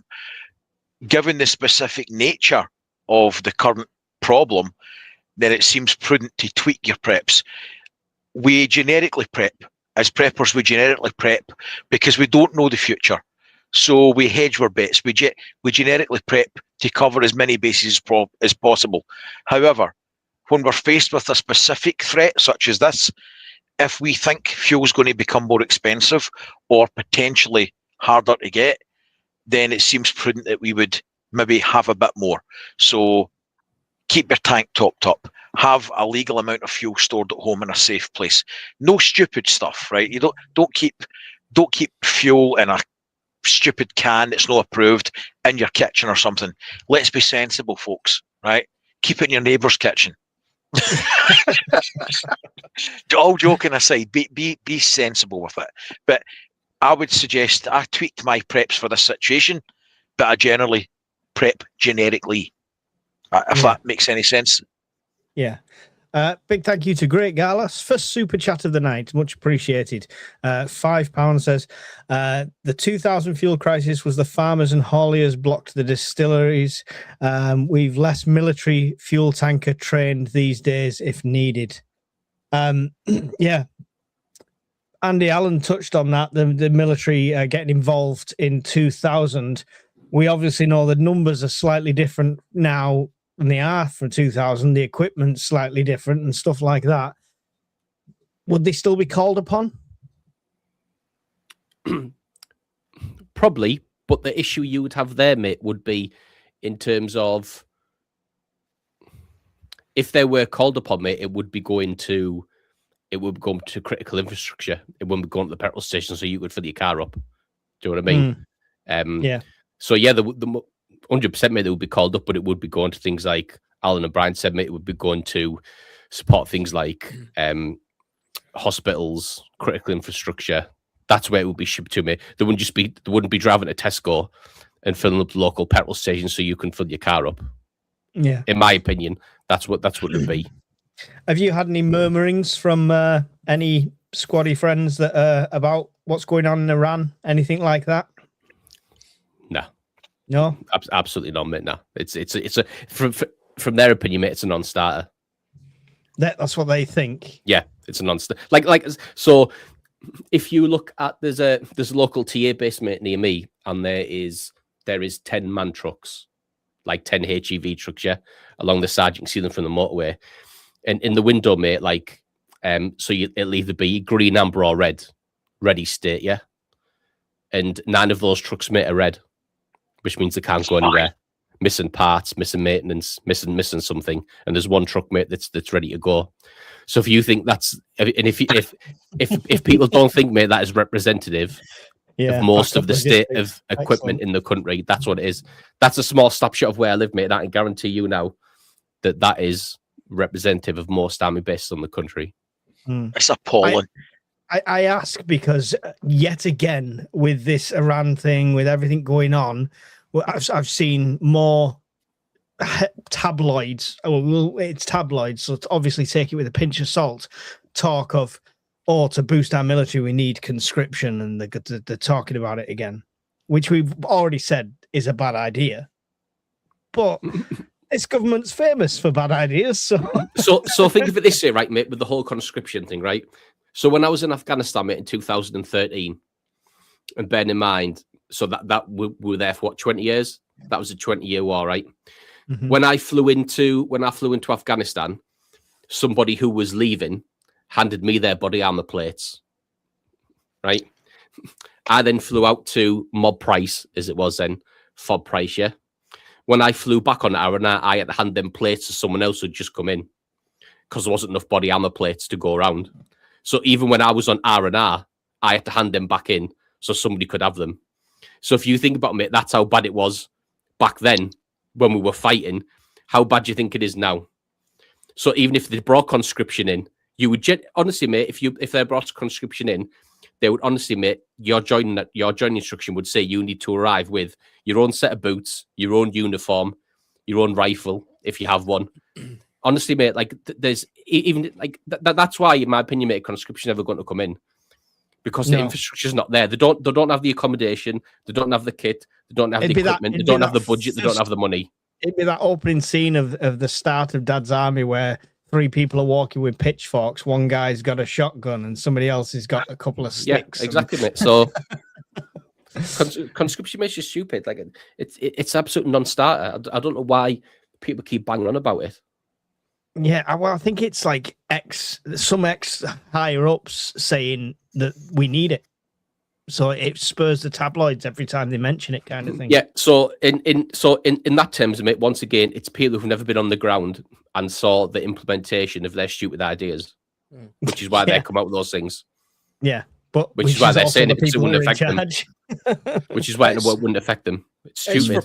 It's for people who don't understand that a standing army doesn't actually give you any benefit, because if you're not in a conflict at that moment in time, if you've got a very large army, then all you've got is a bunch of people eating, getting paid a salary, requiring energy, requiring accommodation, standing around, not doing anything, but they're draining all of your resources. It costs a lot of money to keep a soldier employed, just fed.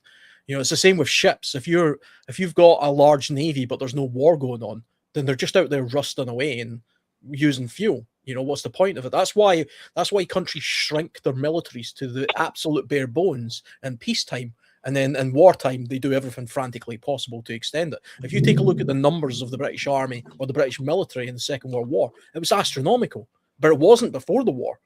It became astronomical after the war. It was like 1 million strong standing army or something. Remember, the population of Britain back then was only like 45 million or something, or less. You know, so you can always inflate the armed forces in a time of absolute need, and then you shrink it back to the point where you don't need it. Otherwise, you've just got guys standing around doing jack all. It was it was a plan. It was a plan from like 2005, 2010, or something like that, where it's always been a plan to reduce the main force with the caveat of increasing the reserves. And that's how they were going to try and be more fluid. Yeah, because stupid idea. I think they overestimated how many people would want to be reserves. It's a stupid idea, mate. To be fair, mate, I don't think they did. The whole point of being a reservist is you turn around, mate, and just say, "No, I don't want to go." Like, I've never understood the purpose of that. Like in peacetime, being a reservist is quite cool. You get to go away on the weekend. Yeah, but it's still not going to. I just never understood, mate, the whole. To be fair, mate, what Alan's just said there is the reason why the army's in the state it is now. Yeah, I tell you what, just a sort of anecdotal thing as well. My brother's a reservist. He was in the Royal Signals for 6 years, and then he left, and he's a reservist just now. And he was there was an exercise a couple of weeks ago where they organised for him to hire a car, and then he was to drive down to Wales to do this exercise that they were doing. And when he got there, they says to him, he was the only reservist there, everybody else was regular. And they say, so have you got this? I can't remember what he called it. It was some sort of training thing which makes you deployable. And he says, no, I haven't got that because I'm not deploying, so I don't need it. And they're like, but you can't do the exercise if you haven't got it. And like, but he's never told me that when I came down here. And he says, we emailed it. But because he's a reservist, he hasn't got access to the emails because that's restricted.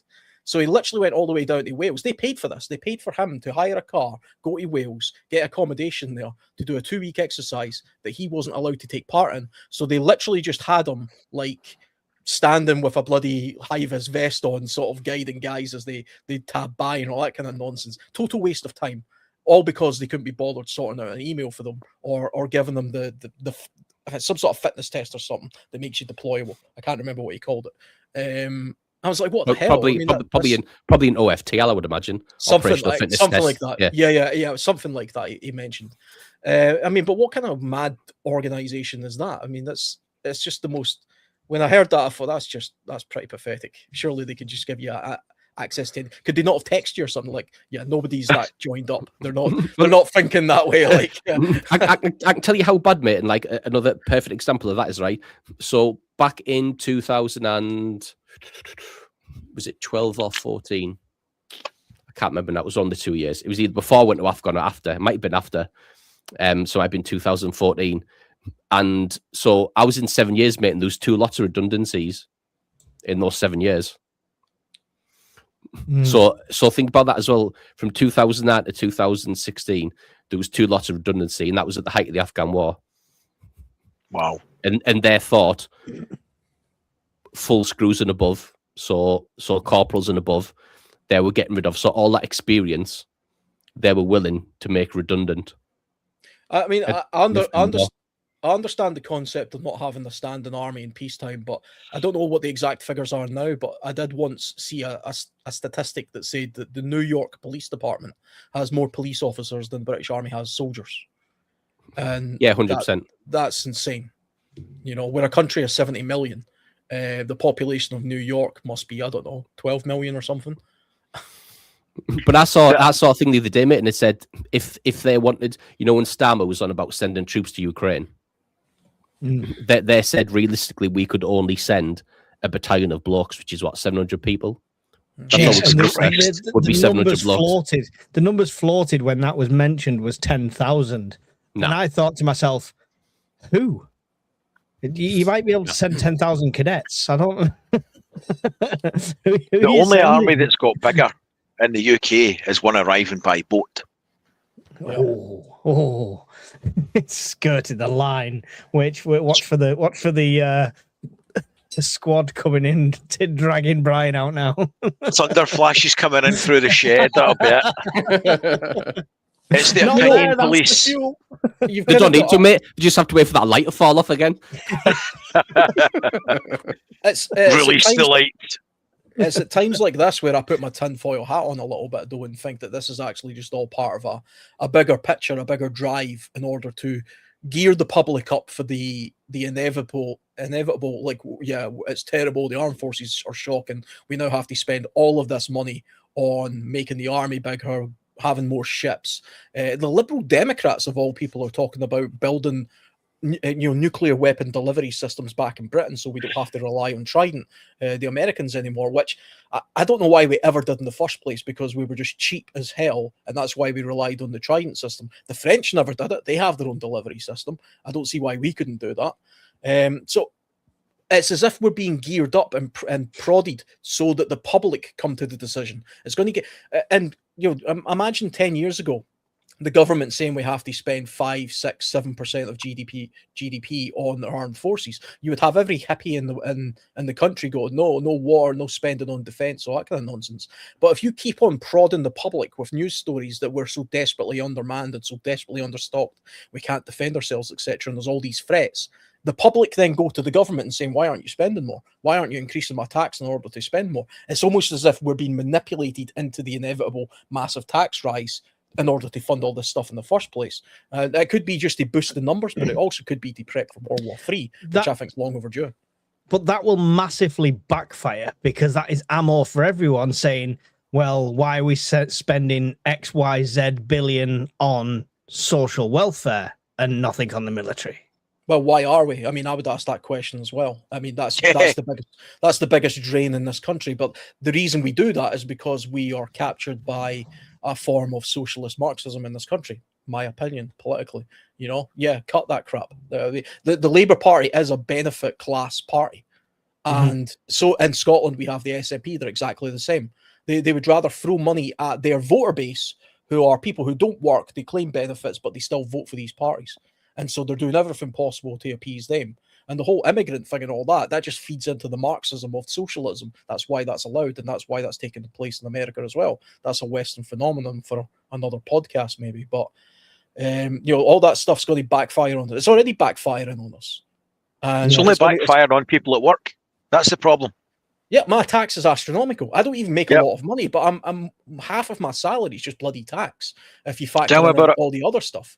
I mean, I have almost, I'm a small rant. My council tax for my area is 8.9% this year. It was 10% the year before. How can they keep putting taxes up sort of 10 and 8% council tax every single year? I'm literally being taxed into, I'm a working poverty, taxed into poverty by the governments that we have in place, Doesn't I mean, because it's going to start to get to a point where benefits become appealing. At some point, Alan, you might look and think, I can sit at home, DJ, do YouTube all day, and probably is having just as much expendable income at the end of the day after bills than I do right now. I could. I mean, technically, I have a mortgage, so it's a little bit difficult. I wouldn't get that paid for me. But my next door neighbor is still a council tenant. It's the same house. And, he doesn't work because he has a disability. But he lives in the same house as me, has the same income basically as me, has a nicer car than me. Who's the mug here? Is it me or him? Because I'm kind of thinking it's me. I work 60-hour weeks, and I'm still less well off than him. And I don't think there's any moral high ground in being a worker. It's just that's bloody communism for you. If I won the there's no tomorrow, social stigma with being a work-shy, lazy bastard, unfortunately. No, there isn't. And there should be, but that's the... No, do you know what there should be? There should be a big bus with a big, excuse the language, folks, I'm having a rant, a big bus with big fingers pointing on it, pointing to inside at the windows going, lazy bastards, right? And it picks them up at their house every morning at 8 o'clock with the biggest horn playing La Caracha, right? And everybody sees it. And if they go out with orange jumpsuits on, and if they pick up dog shit with the thinnest possible 2-micron thick fucking bags that you can buy, that's what I would do tomorrow. Fuck them. Sorry. It annoys me. Bastards. I see. The diplomatic approach. Fuck them, mate. Sorry. I apologise. It really annoys me. It really sets me off every time. As you've probably guessed.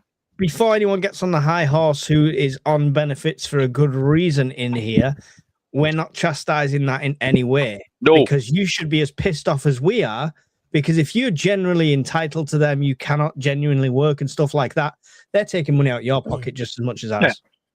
Yeah, I mean, I find it incredible that mental health cured bad backs. Remember that? Remember That's brilliant. Nobody has a bad back anymore to get off work. Now they just have a mental health problem. And, that's it. It's people will take advantage of things like that. And like you say, the people who genuinely have got mental health problems or bad backs, they should be royally pissed off at the fact that they're being mugs off by all of the endless amount of people who say, I've got a wee bit of social anxiety. That's why I haven't worked for the past 15 years. But I go on holiday 3 times a year, you know? All I can think of when we're on this rant bit is, does anyone remember Tory Boy from Harry Enfield? Yeah. And he's going past the job centre going, loungers, layabouts, this would not have happened in a conservative Britain. But it did, though. Anyway. That's the problem. It did, yeah, it happened. And the thing is, there's no real change. There's no real change, unfortunately. Anyway, we've got some questions before we end, so let's try and address some questions on topic, maybe, possibly. Yeah. The first one was Phil saying, at what point do you think Iran waves the white flag, Mercury nuclear command or control aircraft en route from US? Never. Like Alan said, they are fundamentally happy to die for their cause. Yeah. There is no white flag. They're a suicide kill. In fact, they actually said today, see, because Trump put out an announcement saying that, we're close to a deal, they're going to make a deal. That was him. He was talking bollocks. Iran actually publicly came out today and says, there's no deal. There never was a deal. We're not speaking to them. Yeah. Don't know what the hell they're talking about. We're never surrendering. Go to hell. We'll rather die. And believe them, that's true. They genuinely don't care. You know, suicide kill. Yep. So there you go. I think that's all the answer we need for that one, Phil. Appreciate that. Norfolk Prepper said, if people can't get fuel or power, should they go down the alternatives route, e.g., solar, hydro, biomass, etc.? Solar, definitely. I think we're all quite adamant on that one. I thought, and I thought Brian was a big like lover of wind power, so wind turbines and stuff. No, mate. Absolute shite. I'm fed up telling people shite. Yeah, but it says 400 watts. Shite. Oh, but I got this one from EcoWorthy. It says 1,000 watts. It's still shite, right? They're overstated. They're shite. They don't work. Stop asking about it. Unless you've got a croft with a couple of acres and 30 fucking grand, stop going on about wind turbines. They're shite. Do I need to paint that on the fucking wall? Shite. For anyone that doesn't know what just happened, is Andy just went like this.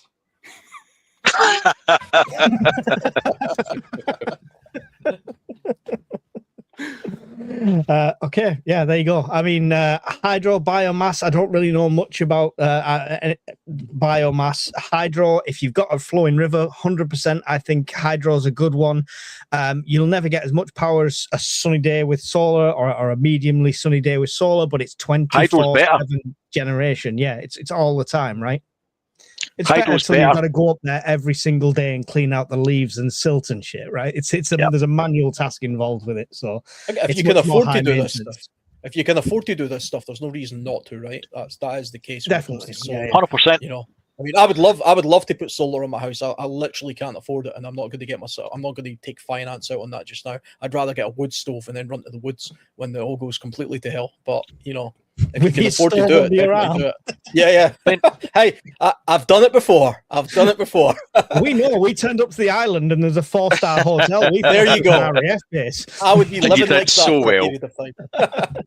There was a couple of comments today on Discord as well about, and I don't mean this in a bad way, but it was, I live in Scotland and solar's rubbish. I live in Scotland as well. For basically 2/3 of the year, I don't pay any power bill. So, and I'm hardly running about like, you know, Trump with an orange suntan, right? It pisses here 9 times out of 10. Solar is perfectly viable in the UK. You just need enough surface area to capture it. So, but even some is better than nothing. You don't need like 20 kilowatts. You only need enough to meet your needs. And if your needs are, like Andy said earlier, one small power bank like a C300 and a folding panel to charge your phones, that's fine. That's all you need to be as a price point. If that's all you need, you don't have to spend thousands. Best starting point. Can I ask a question actually for you, Brian, when it comes to solar? Because I imagine you've done the math on this kind of stuff. For me, the argument for solar was always, if you can afford to have solar plus, power walls or whatever, batteries in order to capture that energy and use it for household purposes. That makes sense to do that from a prepper point of view because it removes your reliance on the energy grid.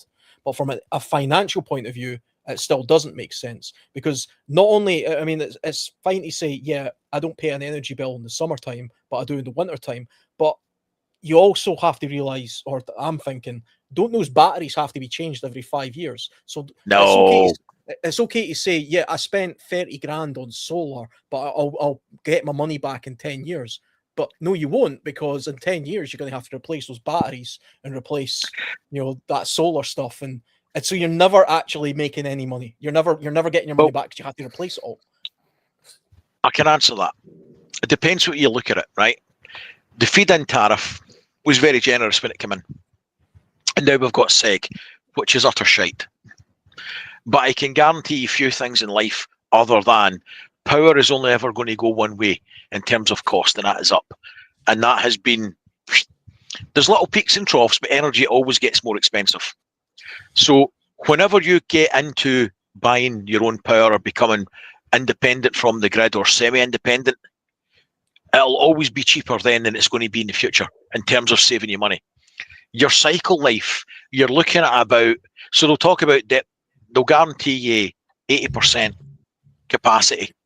They'll more or less, that's a benchmark. They'll guarantee you 80% in 10 years. That doesn't mean to say 10 years your batteries, a lot of people think at 10 years time you've used up your cycles and your batteries are scrap. It doesn't work like that. All it means is in 10 years times they will guarantee you that you've got at least 80% of capacity left in that battery. So if you've got a 10 kilowatt battery, in 10 years time you'll have an 8 kilowatt battery. That is what the guarantee is for. So you don't have to rush out in 10 years time and replace the batteries. That's a common misconception that people have got in their head. That's not how it works at all. Personal opinion, Get solar wind. panels. Fuck right off. solar panels without batteries is like, being the only guy in an island full of women with no condoms. It's totally pointless, right? You need batteries where we live so that you can make the most. That wasn't the best analogy to make. I'll explain that to Mike. Mike, condoms are things that stop you having a family like the Waltons, right? All right. Right. I'll draw you a picture how that works. I know Can you go back and explain that to 18-year-old Mike, please? Yeah. So it's not a net loss. Then. The idea it's not a net loss, but I'll put it to best way I could. Our bills. So my employer lends us 10 grand every 2 years for energy improvements. We don't pay any interest on it. So every 2 years I buy more solar. But I pay 420 quid a month out my wages for that. But my gas bill was about 250 quid. My electricity bill was about 150 quid. So I was still paying £400 every month, on average, right? So for an extra 20 quid, after 2 years, I argue that I've paid my system off. It's paid for itself because it's only costing me an extra 20 quid, more or less. So my energy bills have dropped down to £45 a month on average for the year. That's where they're sitting at. But it depends where you live, how much solar panels you've got. More is better, and you need batteries. But it's not just about being a prepper thing, independent for the grid. It's you will get your money back. And the more expensive energy gets, the quicker you get your money back. I think Hawkins did the math on his house, and it was less than 5 years before it'll have paid for itself, right? Average is 5 to 7 years, depending on panel orientation, panel numbers, and whether you've got batteries and stuff. There's a lot of variables, but between 5 and 7 years, some people it might even be 3. Yeah, it just depends. You talk about like, I don't want to get finance out on it, but if your finance amount is XYZ, but you're saving this much from your energy bills at exactly the same time, that finance becomes quite minuscule in some cases. So, anyway. Sorry, I get excited there. Sorry. There was a £5 super chat saying, "Can we keep antagonising Brian?" I think that was super chat was on your channel there, Brian. It was. Thanks, Stuart. Mel is just talking utter rubbish, total garbage. It just makes no sense whatsoever. He says, "I do wonder if we will drop the net zero for our own oil and coal, ultimately making us self-sufficient." What? Why would we do that as an island nation? Net zero was complete nonsense to begin with. Totally crazy. It is. No, and never everyone made knows sense. it. Everyone knows it, apart from the powers that be. What about starting Dad's army back up again? Yep. I'm game. That's it. I think we've got the makings of it right here. I'm at the gas station right now watching maybe 15 cars in a line, and the gas is $4.69. So, I mean, even in the States where it's drill, baby, drill, they're still having the same knock-on effects, I'm guessing. The English prepper, do you measure how many days worth of food that you prep? Oh, important safety tip on that, Stephen. You said drill, baby, drill. Don't ever say that in the men's showers. Just thought I'd mention that. It might cause you some problems later in life. But anyway, I thought I had to say that. Did you have to say it? Or did you want to say it? Thank you, Alan. Thank you. It just came out. Andy, do you measure how many days worth of food that you prep? I measure it by how long I can stretch it. Based on calories, based on meals, based on one meal a day.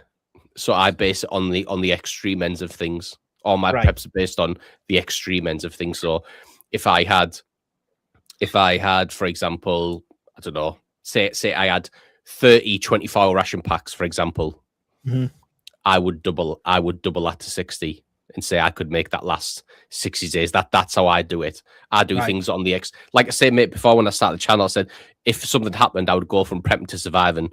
What I do in prep time is irrelevant now that I am in.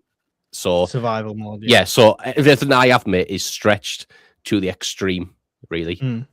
Brian, I know you track yours similar sort of way to what I've done with my Excel sheet, where you've got the number of cans and stuff like that. Do you track how much that accumulates to calories on meals wise, or is it just a guesstimate? No, I've got it worked out more or less at about 1,800 calories per day per person. So that works out based on current household, I assume, not any additions. But no, that's based on current household plus 2. Plus, I'm going to start adding in more of those energy bars for the undesirables who turn up. Yeah. So here's a bar of chalk. That's 2,000 calories. Have a nice day. Now fuck off. Yeah. I reckon I've got enough for 7 months. 7 months for 7 people at the moment. Good stuff. That's quite a supply. Alan, the non-prepper, do you measure how many days worth of food you prep? Do you even check the cupboards and work it out? Not to the extent that most of the audience here and you guys will do. Genuinely, I did a couple of months ago do a bit of an inventory check, if you like, because I've got a food pantry, and I've always been somebody who bulk buys a few items anyway, like certain tins and olive oils and certain grains and stuff like that. So I've always kind of did that anyway, but it only amounts to a few weeks worth. The only food that I've ever prepped, I suppose, if you like, is these freeze-dried type camping style foods. Because I occasionally use them when I go on hiking trips, but I have caches. I've got buried caches. It's the only genuine proper prepper thing I've ever done, is I've got these caches and I've got those food bags in those caches along with rice, flour and pasta. So in a way, I've kind of got I've got more food buried in holes than I have in my house. Andy's laughing at something. I've got to know what it is. He's sitting there pissing himself laughing. It's on the screen. It's on the screen. Do you Fuck need all off. of that, or just a good wind turbine? Motherfuckers. With regards to that English prepper, I did make a video about documenting stuff not so long ago based on calories per day and stuff like that, and I have created a Google Sheets thing that's absolutely free for anyone to go and copy, download and do their own thing with, which will help you determine how much food you've actually got, and it can be surprising, like if you've just been guessing before then. So make sure you check that out. Is it true TA centers usually keep a stock of small arms? It makes sense if it came to the crunch that they'd need to arm Dad's army, possibly SLRs. Andy? Yes, they do. And so the difference with those, mate, is so you keep weapons and ammo are kept separate in two separate locations of the camp. The difference where it comes into, and obviously that's, so I used to run the armory, mate, when I was in the army in my last unit. So only myself and the BQ had the codes to the safe. So you'd have to go into the guard room and you'd go in the safe, get the keys out, go in the armory. Yeah. The difference with TA sentences, mate, they are literally policed by the police. So all of their alarm system is linked into the local armed forces unit, not armed forces, sorry, the local firearms unit. Right. So if anything happens, that alarm goes off and it gets sent straight to your local firearms unit, and then they come straight out. That's the main difference, because obviously TA camps are only manned 9 to 5, Monday to Friday usually, and the odd weekend. So that's the main difference. But yeah, they do. They have got weapons on TA camps usually. There you go. Cheers for the question. Not sure what you're planning. Best not tell us. Question: have you guys tried these terracotta pot or sand and gravel water filters? Seen them, not tried them. Anybody? Nope. No. I've had a go at making something like that before, but it was purely just out of fun. There was no. Did it work? Something I would. It worked. Yeah, it worked. You can get clean water from it if you do it properly, but there's much easier ways and cheaper ways of doing it using bags and plastic barrels and buying proper filters, which is a safer way of doing it, because doing the homemade terracotta style stuff, it's never foolproof, and you can't see the stuff you try to prevent.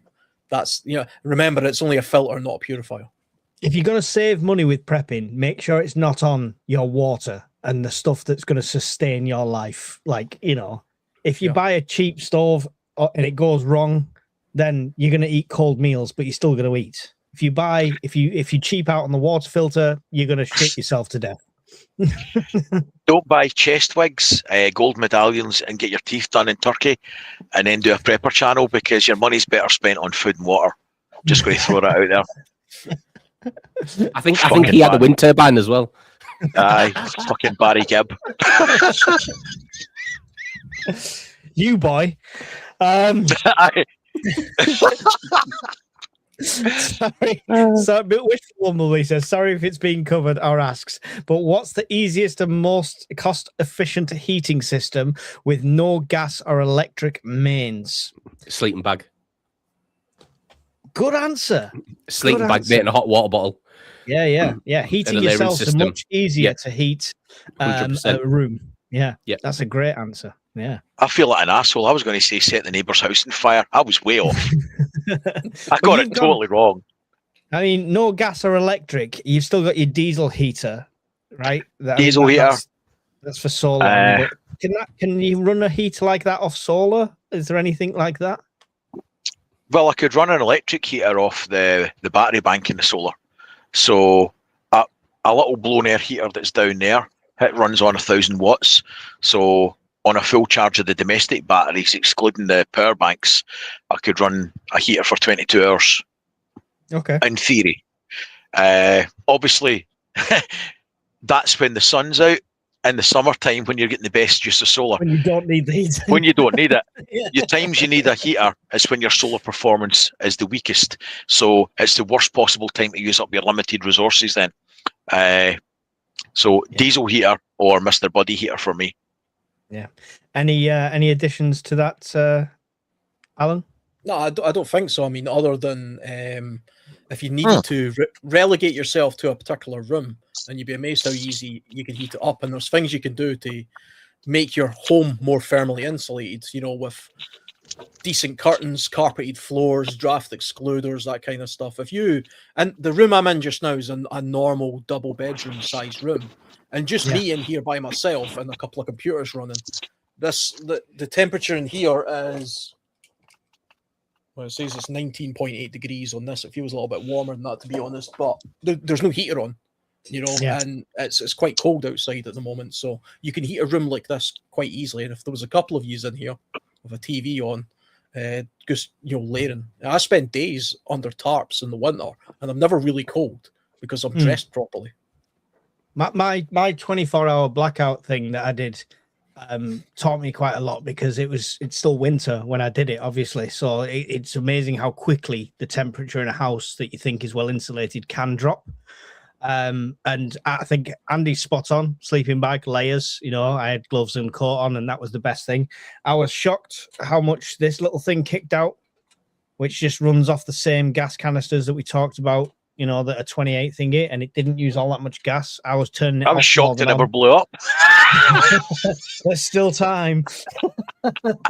And believe it or not, the other one is I had like 3 or 4 candles just burning next to me, and at one point I had to blow 3 of the candles out because I was using them as a light source more than heating. Didn't even think about the heating, but I had to turn the candles out and use the little light on top of the C300 because it was it was getting too warm just with the candles. So you'd be surprised what works quite efficiently.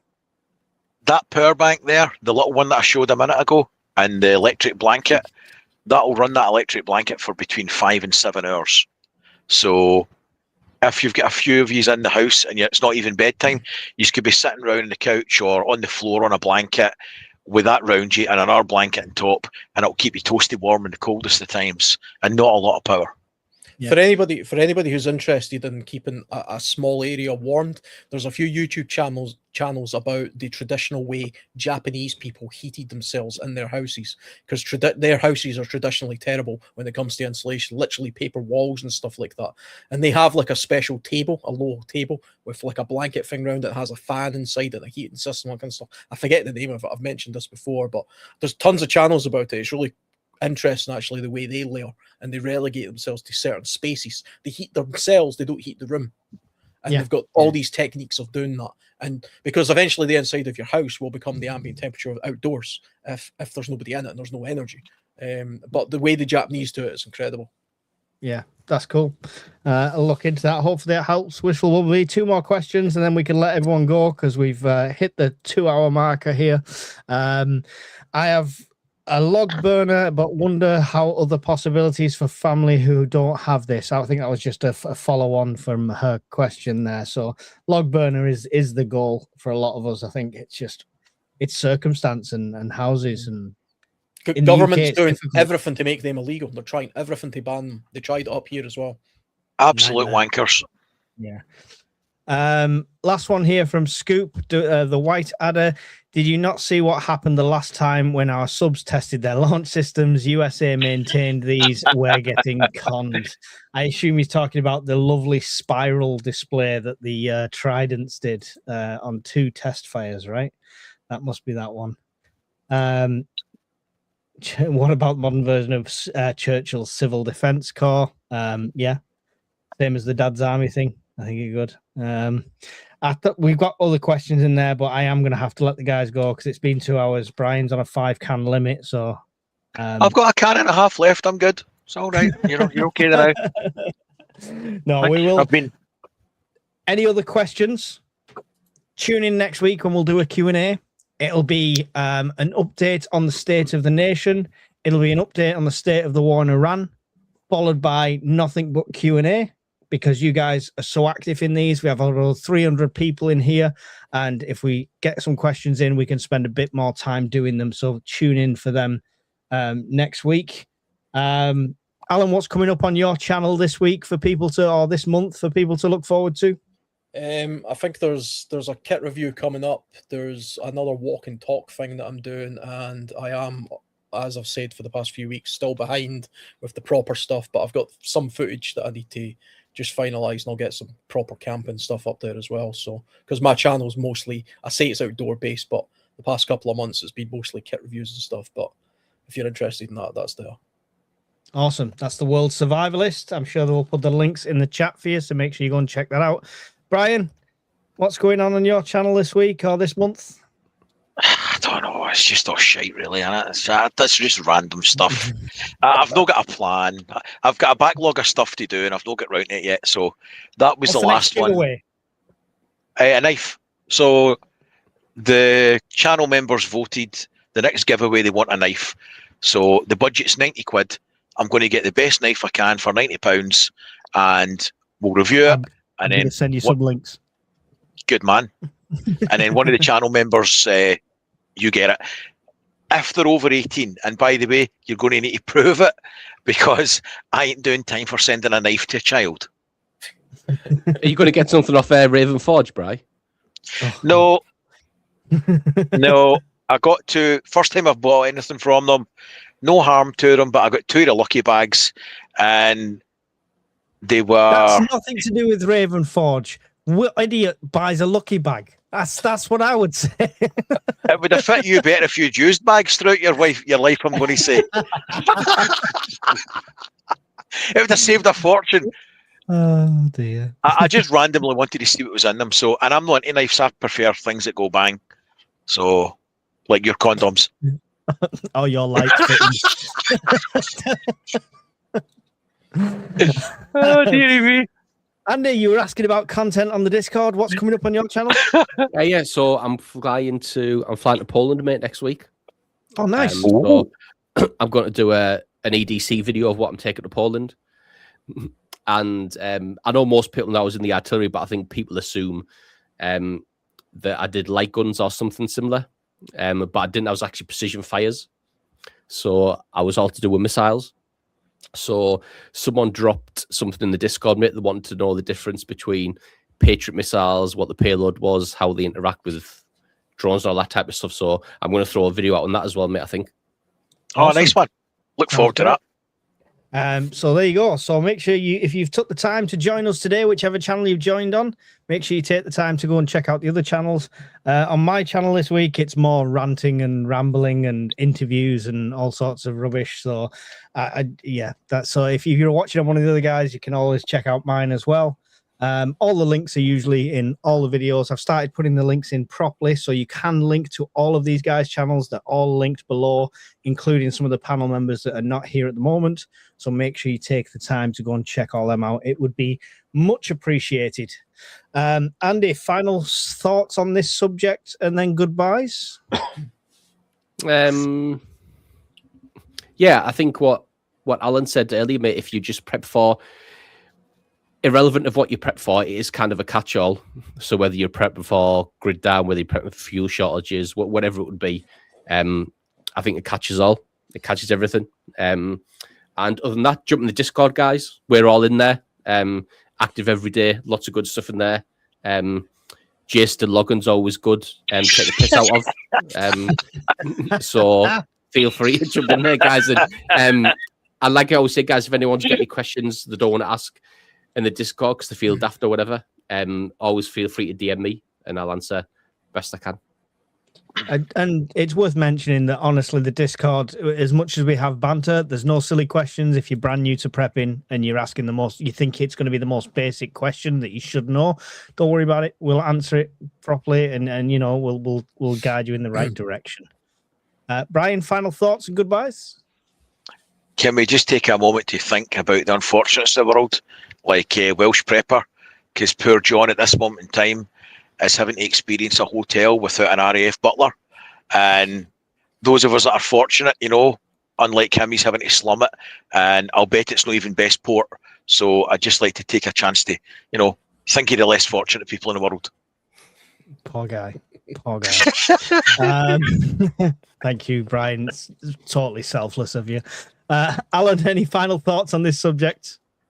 I would just say it's not panic buying if you buy before the panic buyers. That's just prepping and being intelligent. So if you have the means to stock up on the things we've been talking about, then start doing it now before everybody else does, and practice. Learn some skills. Learn how to make your food go further. Learn how to, you know, skillfully make your resources go further than they can, rather than just living off the stuff that you've prepped the way that you live just now. That's, to me, always a big thing. Skills, practice skills, learn stuff. Awesome. There you go. Big thank you to all of our moderators this evening. It's been superb having you in there, posting the links to everyone's channels, all the cool stuff that we've been talking about, and the links to products, which are affiliate links affiliated to my channel. So if you use them, it does help you out a bit, but you've got a choice not to. And thanks to Miss Worm. Happy Mother's Day to everyone as well, by the way, all the mothers out there. Thank you. And Miss Worm, who is the matriarch of our prepping family. So happy Mother's Day to her. Go and check out every day's Mother's Day. It's a racket, Mike. It's a racket. It's a scam. Every day's Mother's Day. I'm trying to sing praise, right? Go and check out Miss Worm's channel anyway. Published author, got her own book, stuff like that. More books coming soon, I'm pretty sure. So go and give her channel some love as well. She'll post a link to that. So from the rest of us, thank you very much for joining us. Thank you very much for everyone who supports the channel. And I'm stalling while I try and find the right button. There it is. See you later. Later, guys.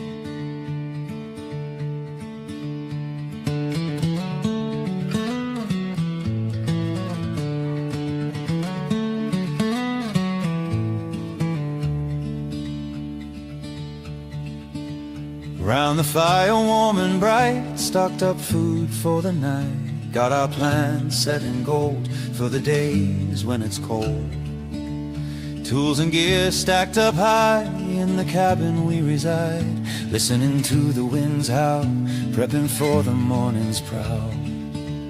At the prepper's fireside we stay, ready for that fateful day. Stories shared and hearts alight, round the fire every night.